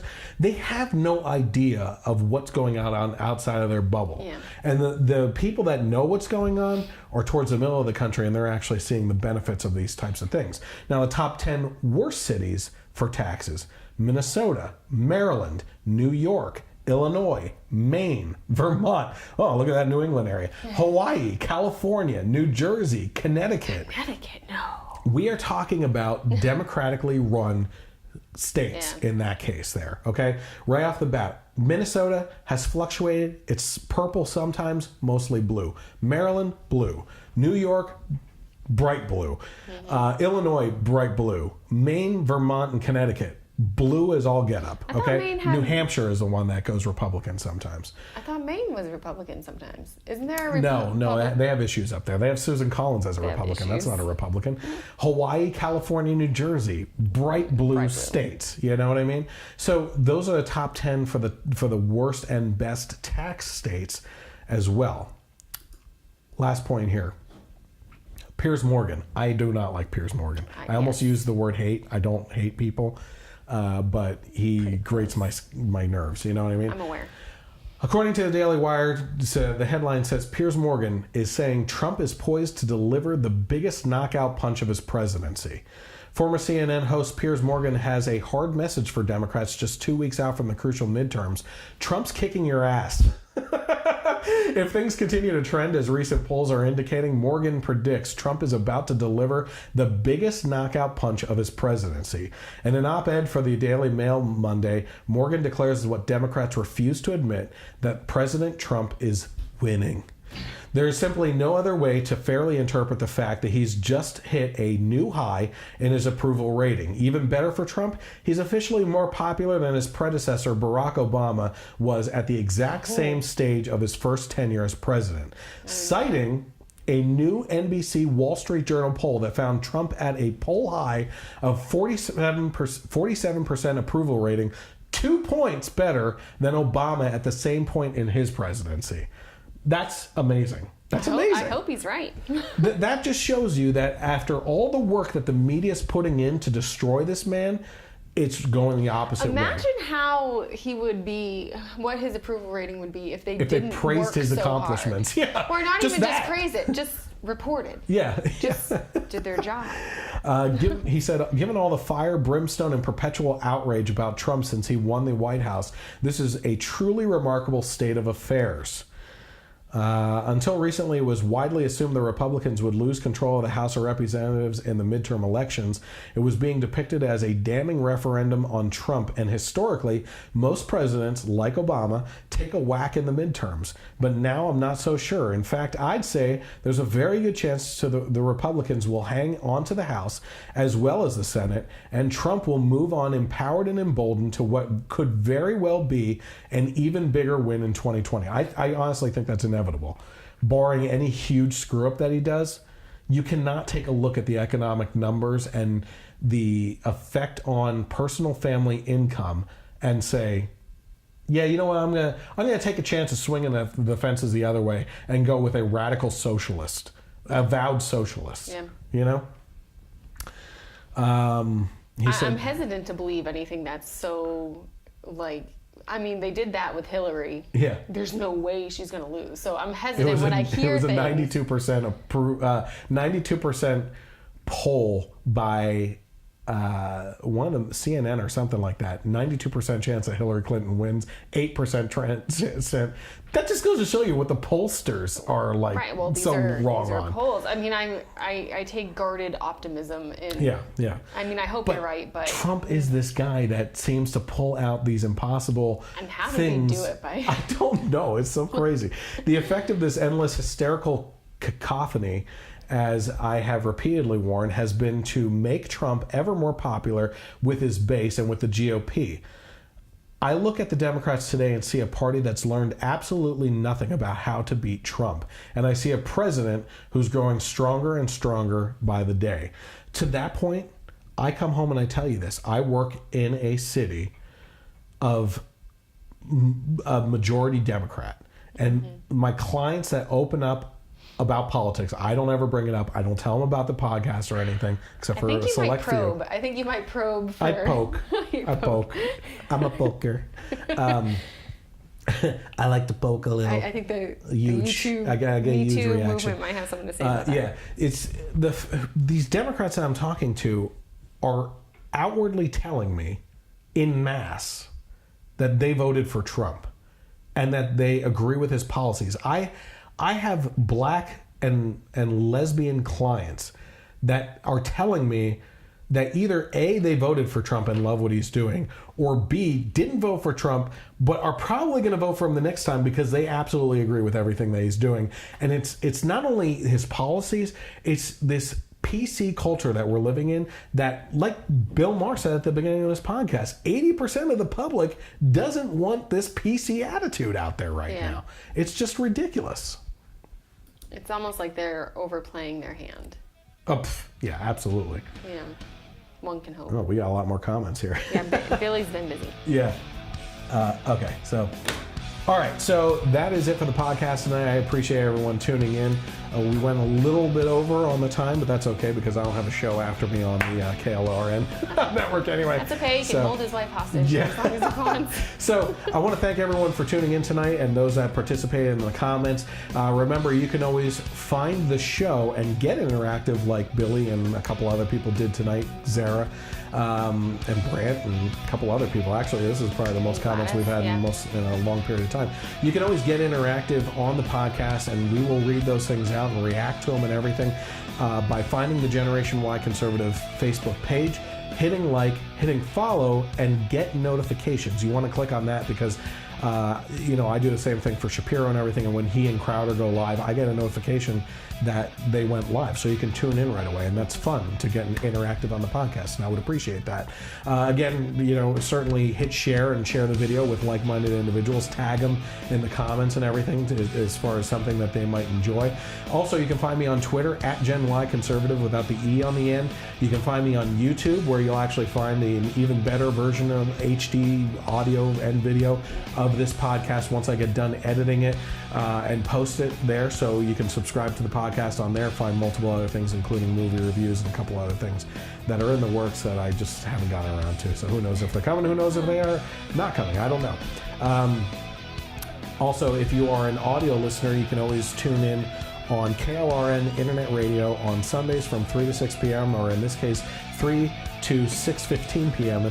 in the evening, and listen to me there. And they've also been gracious enough to put me onto iHeartRadio, iTunes, Google Play Store for podcasts, and Spreaker as well. So hit subscribe, hit like, hit follow, go along with everything else. I appreciate you being here tonight. Thank you. Have a great night, and God bless America.